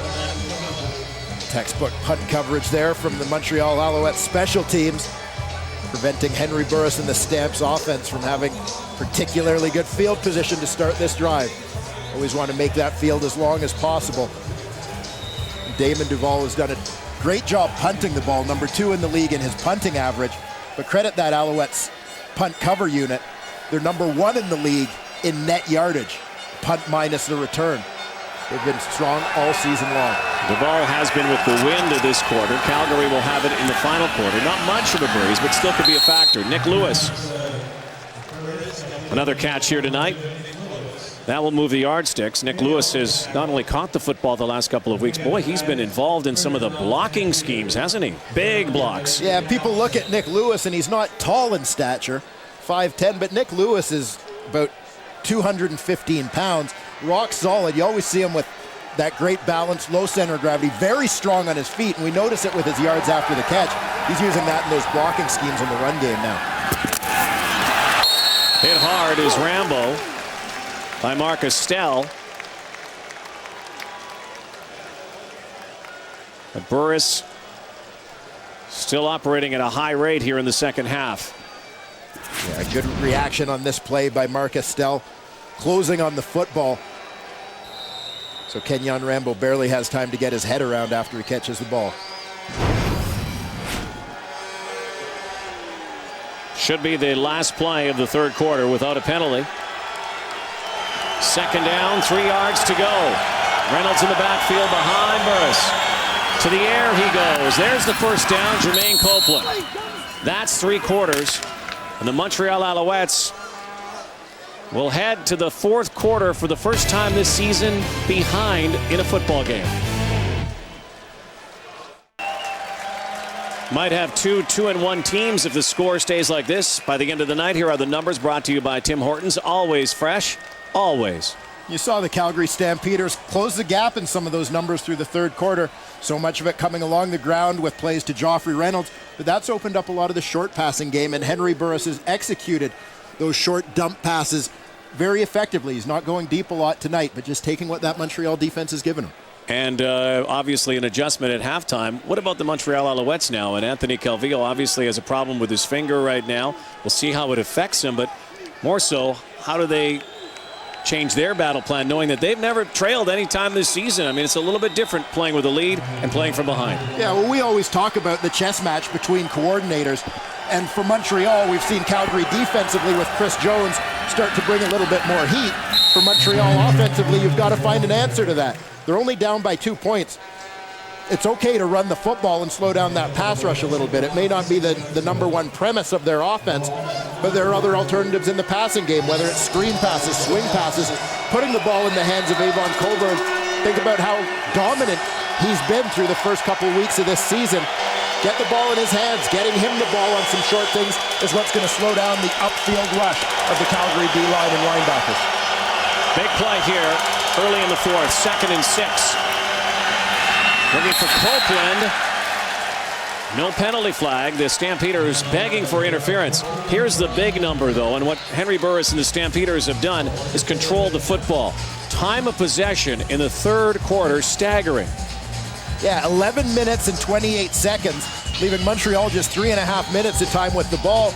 And that's what comes with an effective running game, a ball possession game, high percentage passes, as we've seen from Henry Burris over the course of the last quarter.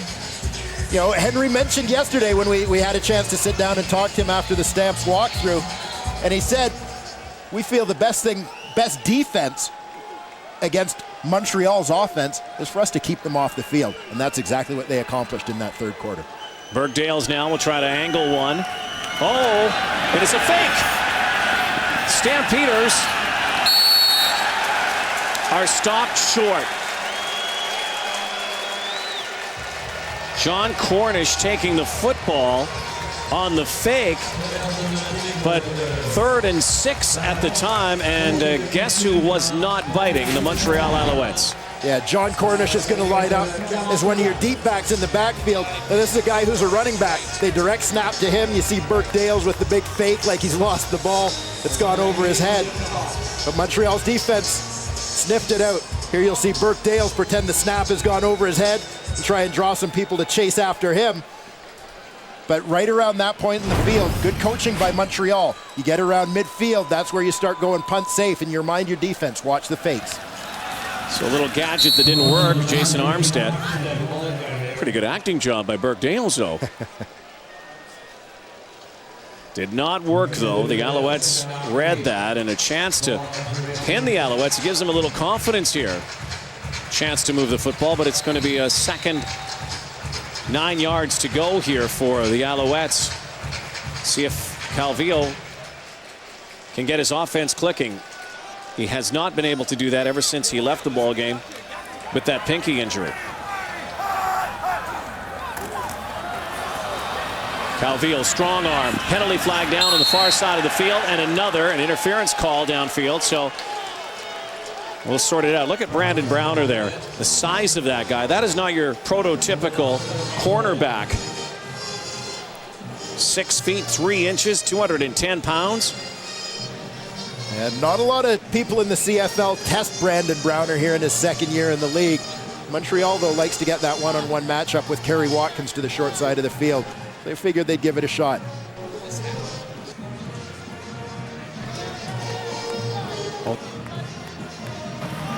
Offside, Montreal number 81.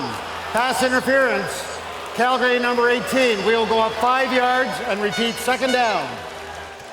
So it works in Montreal's favor. He's second and 3 or 4 yards.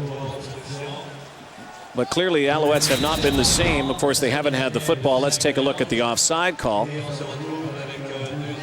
You saw Watkins jump a little bit, but then right at the end of the screen, Brandon Browner knows he's lost a step on Watkins there and fighting to get back in the play. Just had to do a little clutch and grab. Low snap, Coburn, and has to fight, but he's going to be short too. But Alouettes haven't been the same since they came out of the locker room for the second half. No, they sure haven't, particularly since that finger injury to Anthony Calvillo. Whether that's specifically affecting his performance or some of the things that Calgary's defense is doing are hurting him. But AC just 1 for 3, only 5 yards passing since that time. Again, a low snap here, and again, looks like, you know, a dislocated pinky, if you can call it that. But it's got to be hard on the hand too when you suddenly got to get a ball in that direction. You don't want anything touching that finger right now. No, and people take for granted even simple things like handing off the ball. Any play where he's got to hand off the ball with his left hand, that's going to jar that finger a little bit, and it's not going to be comfortable for Anthony Calvillo at all. Duvall now, this is against the wind. Doesn't really matter to him. He's got such a strong leg. The best punting average and yardage last year in the Canadian Football League, and bounces into the end zone. Stamps give up 1 point, and it's a 1-point game early in the fourth quarter here in Montreal.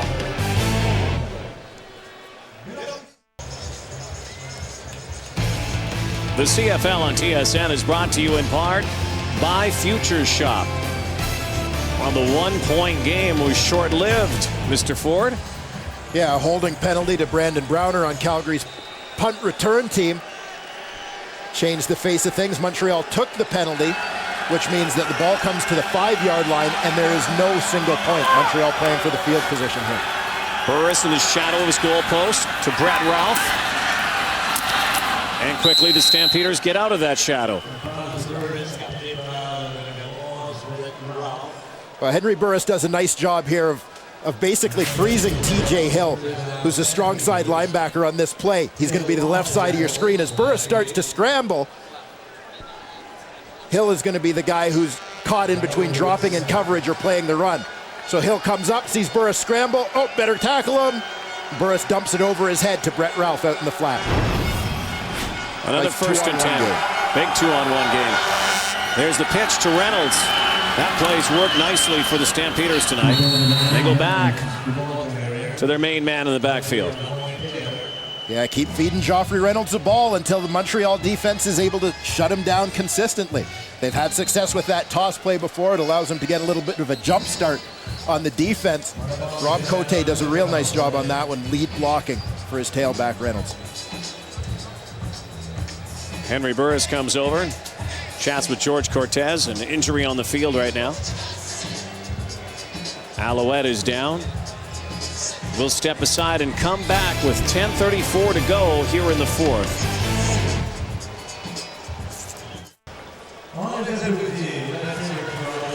Week 3 in the Canadian Football League. Fourth quarter here in Montreal. We'll be sending you to Edmonton after this game. Second half of our doubleheader. Eskimos and the Toronto Argonauts tonight. Here the Stampeders looking for their second win, their first win on the road this year, something they could not accomplish very much over the last 2 seasons. They have a 2-point lead. Burris again. Has to dance now. Henry Burris still on his feet. Burris scrambling and got a whole lot out of nothing. Well, Well, with that field position, you could almost feel John Hufnagel's tension all the way on the other side of the field as Henry Burris was scrambling around. Montreal jerseys were closing in on him. Ball security being such a concern. Henry Burris is going to try and break contain to his right side here off the play action. That quickly gets cut off. Great job by Dwayne Taylor to shut him down. Then you just see the pursuit. Henry Burris is running for his life as much as he's running for yards on that play. Still picked up 6. Quick hitter over the middle for Chris Jackson. Again, a scratch last week, played in week 1, got a touchdown. Couple catches here tonight for number 87. Chris Jackson just comes with a quick slant on that one.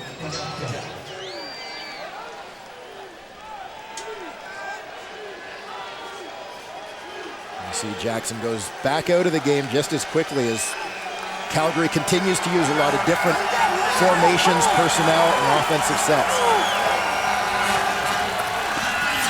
Oh, almost. Kenyon Rambo, Marcus Stell blanketed him. So it'll be second down. One thing the Stampeders have been doing in this second half, though, they've kept Montreal offense off the field. They have been eating up a lot of clock. As they say, the best defense is a good offense. Calgary has demonstrated that. Stell limping a bit after that last play. Alouettes have done a great job covering these potent Stampeder receivers. Burris with some time, and out pattern to Ralph. Brett Ralph again. I have to come up with a nickname. Mr. Dependable. Always open. It's like the convenience store at the end of the street. Always open. Yeah, Brett Ralph continues to fly under the radar. He plays that wide side wide receiver spot.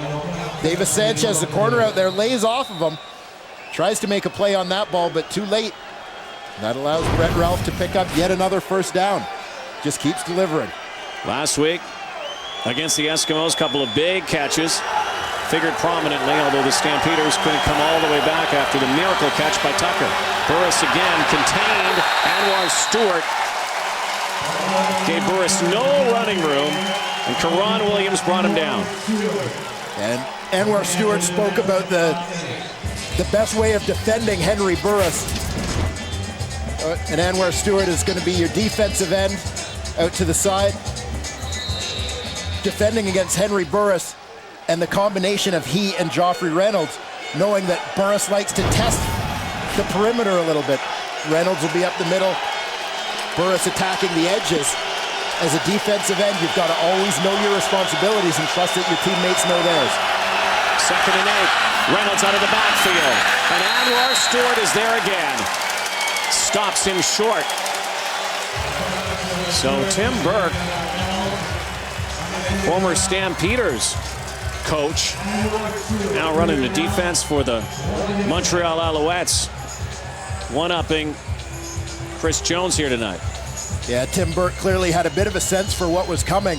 Calgary in that 2nd and long situation anticipated some pressure. What they probably didn't anticipate was a corner blitz. Marcus Stell, the short side corner, came entirely free on that one. Even on a screenplay where you know the heat is coming, you're counting on the timing. You're counting on a 3 count to let your back get out to where he needs to be. Estelle got there so quickly that there wasn't time for the play to develop or the blockers to get out in front of Joffrey Reynolds. Sandro DeAngelis is out. 50-yard attempt here. His career high, career long is 56. This season, as long as he's been from the 40. He has a breeze behind him. And a line driver is just short. Armstead trying to find the outside. Dropped at the 16-yard line. A rare miss from Sandro DeAngelis.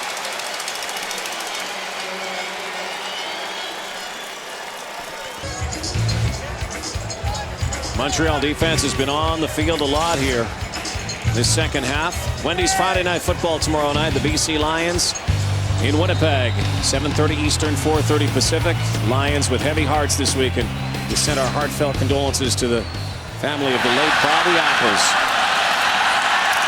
CFL lost a great one this week. Alouettes trailing by 2. Calvillo has not had many completions since he went out with that finger injury. There's one of them. And Anthony Calvillo goes back to Kerry Watkins, who's been really his big play guy this season. Watkins leading the team with 3 touchdowns.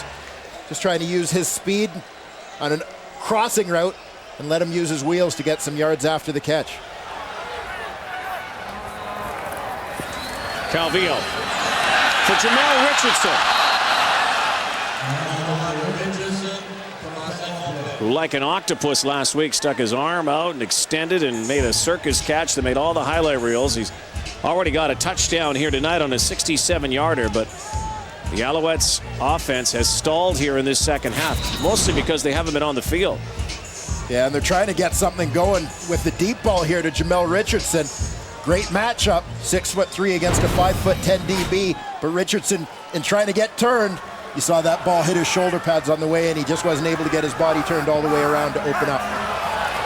Stampeders, the flag on the field. Watkins again. Fumble on the field. Stampeders say they have it. The official says no, the other way.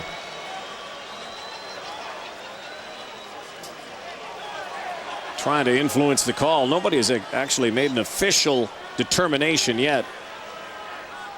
But there is a penalty flag as well on this play. We'll see what happens. Montreal has the football.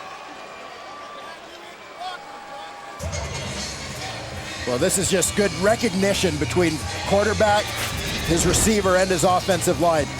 You're going to see the safety, Wes Lysak, sneaks up into the B gap. He's coming on the blitz. O-line picks it up. But the other side of that is recognizing when that safety sneaks up. Watch your outside receiver, Kerry Watkins. He knows to break off his route. Quick slant is his blitz adjustment. That allows Anthony Calvillo to have a quick out. Calgary number 28. Penalty is declined. First down. Brandon Smith. Stampeders brought a bunch of players to the line, and Smith jumped.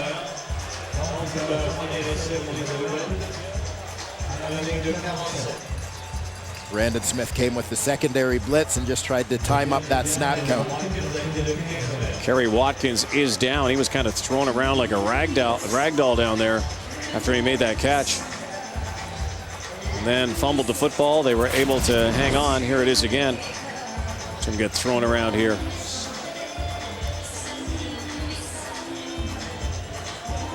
Boy, wits about him to hang on to it. He's had a pretty good battle going out there. Montreal likes to use Watkins as their short side receiver where they're going to get a lot of man coverage and try and attack that weak side corner, a defender who really plays on an island. Now, Calgary's weak side corner is Brandon Browner. He doesn't usually get a lot of people coming after him, but with Kerry Watkins, Montreal's not afraid to try that matchup. And those two have waged a pretty good battle here tonight. 5.5 minutes. Counting here. There's Browner with Eric Delorier. A couple of giants there. Matched head to head. This is overthrown for Richardson.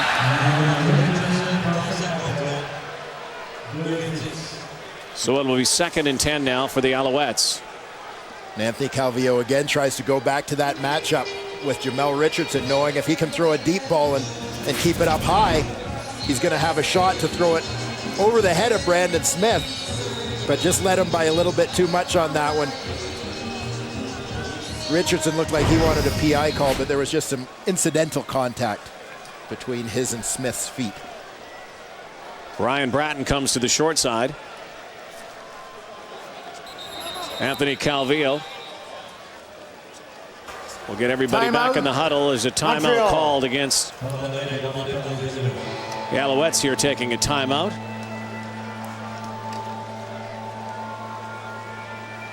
Calvillo just wanted to talk about things as they got to the line of scrimmage.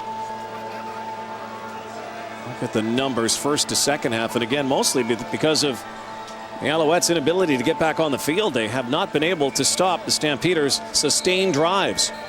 Yeah, rhythm is so important to an offensive unit, not just to a quarterback, but to the offensive line, to the receivers, everybody to get in a bit of a flow. And Calgary, by operating that ball control offense, running down the clock, has prevented Montreal offensively from getting any kind of rhythm, any kind of feel for the game since the start of the third quarter. They also have not used Avon Coburn very much here in the second half. Slant pattern. Eric Delorier. And a first down. Big hit on Delorier, who's a big guy.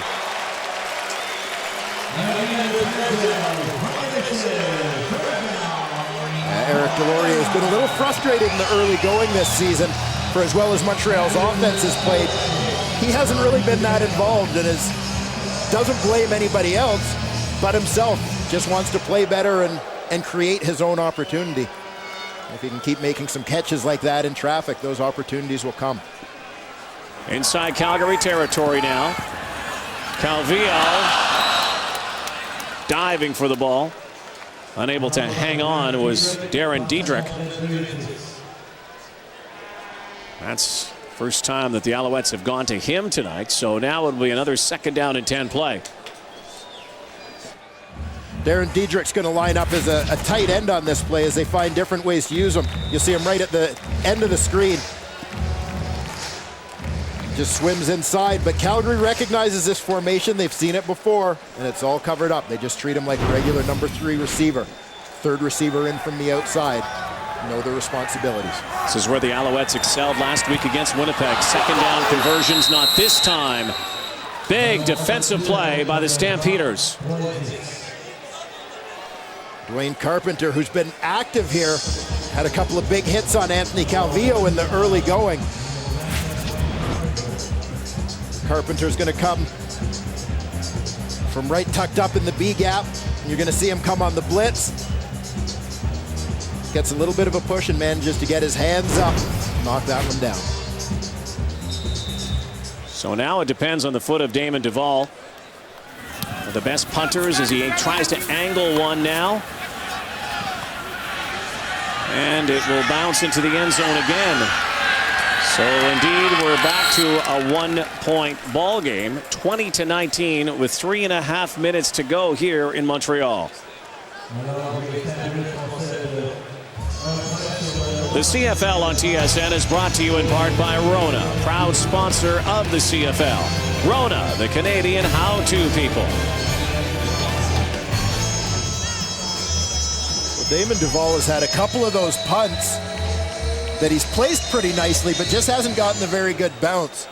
The initial reaction is that the single point is great in a close game, but so often you're playing for the field position, hoping that a good punt pins the other team deep and maybe sets up a field goal or gives you a short field to take a shot for the touchdown on your next possession. Well, tonight we expected a shootout. High-powered offenses. It's been the defenses tonight. Excelled on both sides. Now a chance to eat up some more clock. And it's going to come up to the Montreal defense now to see if they can get the football back. 3 minutes plus on the clock here now.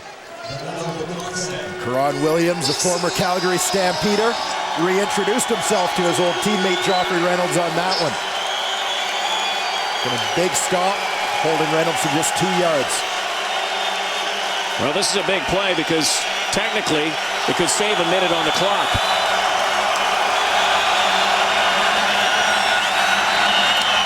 But a first down for the Stampeders. Nick Lewis, 3-minute warning. Stampeders can now use up some more of that clock when they come back with a 1-point lead in Montreal.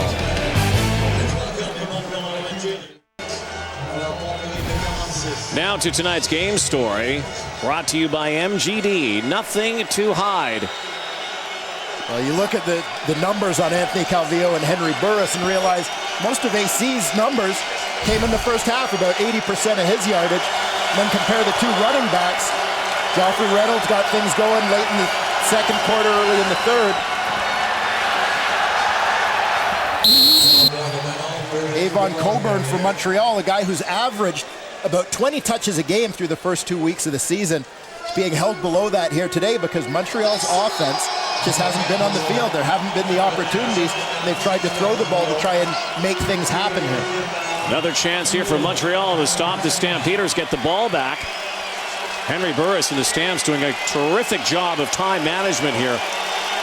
With the play clock now at 9 seconds, just over 2 minutes to go. A first down here would be huge for the Stampeders.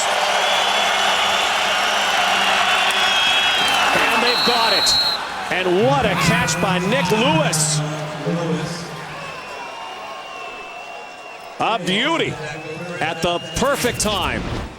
Well, Nick Lewis lines up as your inside receiver here, and it's no coincidence that Henry Burris has gone to Nick Lewis on second down the last 2 times, because he knows he can depend on this guy in a tough situation. Tight coverage there from TJ Hill.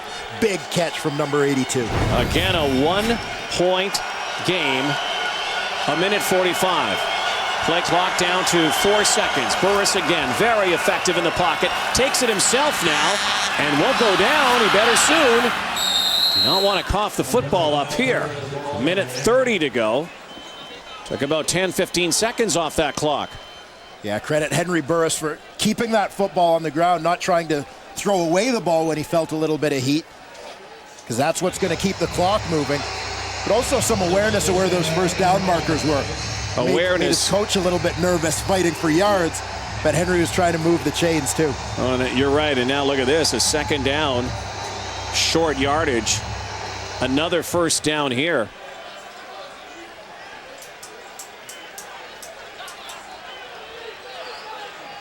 Also certainly getting into Sandro DeAngelis's field goal range. 3-pointer means the Alouettes have to go to the end zone.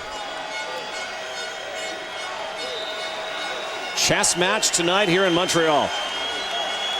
Mark Trestman trying to get the football back here. Maybe his first defeat as a CFL coach coming. That should be the first down. Burris only needed a couple inches. So a minute 17. Montreal defense has done a nice job here tonight, as have the Calgary Stampeders. This is the biggest sequence right now. Well, it sure is. They can't afford to give up any more yardage, Rod, as you alluded to. Every yard they gain, the likelihood of Sandro DeAngelis being able to hit a field goal increases. But with every play that Calgary runs, obviously that's eating any time Montreal is going to have to go the length of the field to get this back. And you wonder, in John Huffnagel's kitchen right now, thinking back to last week and how they had an opportunity to tie the game and fell victim in the late stages to that miracle comeback. How that's sticking back in their heads this week, and they don't want to see anything like that happen again. Well, it's learning how to finish an opponent. Reynolds straight ahead, 3 or 4 yards. Clock is down to 56. We've seen a couple of important second down conversions on this drive to move the chains and keep it alive. Nick Lewis has been the recipient of Henry Burris passes on those occasions. Now in a 2nd and 7 situation, it'll be interesting to see if Burris again looks to number 82, or if somebody else comes open as Montreal's deep tries to focus on Lewis. Another pivotal second down for Burris and the Stampeders and the Alouettes. Handoff again. And did he get it? There's a fumble on the field, but the whistle had already sounded. And if he got this on the stretch, on this spot, might be a little shy. Looks like it is going to be a 3rd down. 34 seconds to go. This is a solid yard and a half that they'd need to go. Some discussion on the sidelines, but it looks like DeAngelis is going to come in. Again, I don't think there's any doubt here. You have to bring DeAngelis out and make the Alouettes go the distance for the touchdown.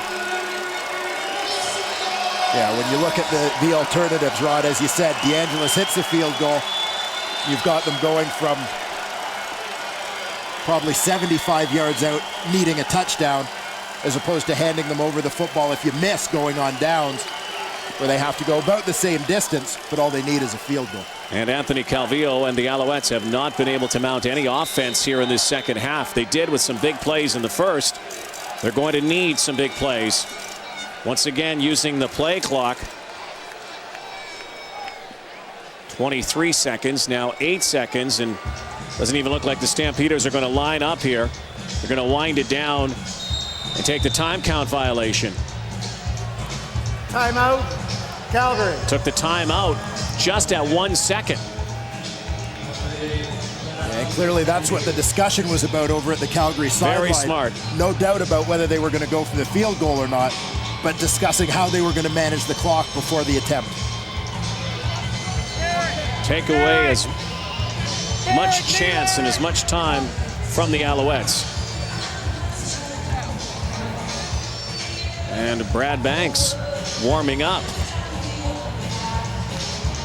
Not look the way that Anthony Calvillo was standing on the sideline that he's going to come in for this final couple plays if they have even that. 15 seconds to go. DeAngelis can help seal this. There it is. 11 seconds left on the clock and a 4-point lead, and now the Montreal Alouettes need a touchdown. Well, regardless of position, there may be no better clutch performer in the Canadian Football League than Sandro DeAngelis, and he reminds us why right there. How well coached was that final sequence? That entire, actually even this whole second half, using the clock, mixing and matching. Yeah, fantastic job by John Hufnagel. His offensive staff, obviously, keeping the clock moving by running the football. A lot of short plays, kept the ball in bounds, especially on that last drive. Calvillo is in. And 7 seconds to go, barring penalty, this would be it. But the clock management leading up to something as simple as a field goal attempt, recognizing the situation and knowing how you could put Montreal behind the 8 ball by using the clock to your advantage. Hufnagel getting some congratulations, but after last week in the Edmonton Eskimos, you better wait till that clock hits 0. Calvillo flushed out of the pocket, heaves it downfield for Watkins, and that's it. That is it. The Calgary Stampeders on a strong second half defensively, and the fact that they owned the football in that second half get their second win of the season. The tale of two halves here tonight. Time now for the TSN Turning Point, brought to you by the 2008 GMC Sierra. And with the game on the line, Montreal having an opportunity to get this football back in good field position, but couldn't stop Calgary. The connection of Henry Burris to Nick Lewis, and 2nd and long, goes up in traffic to come up with a huge catch and keep the drive alive. Nick Lewis doing what he does best. The TSN Turning Point is brought to you by the 2008 GMC Sierra Professional Grade. Stampeders had their hearts taken out last week in Edmonton. They used the clock to their advantage. Very smart game here tonight. They get the win, 23-19. Montreal's first loss of the season.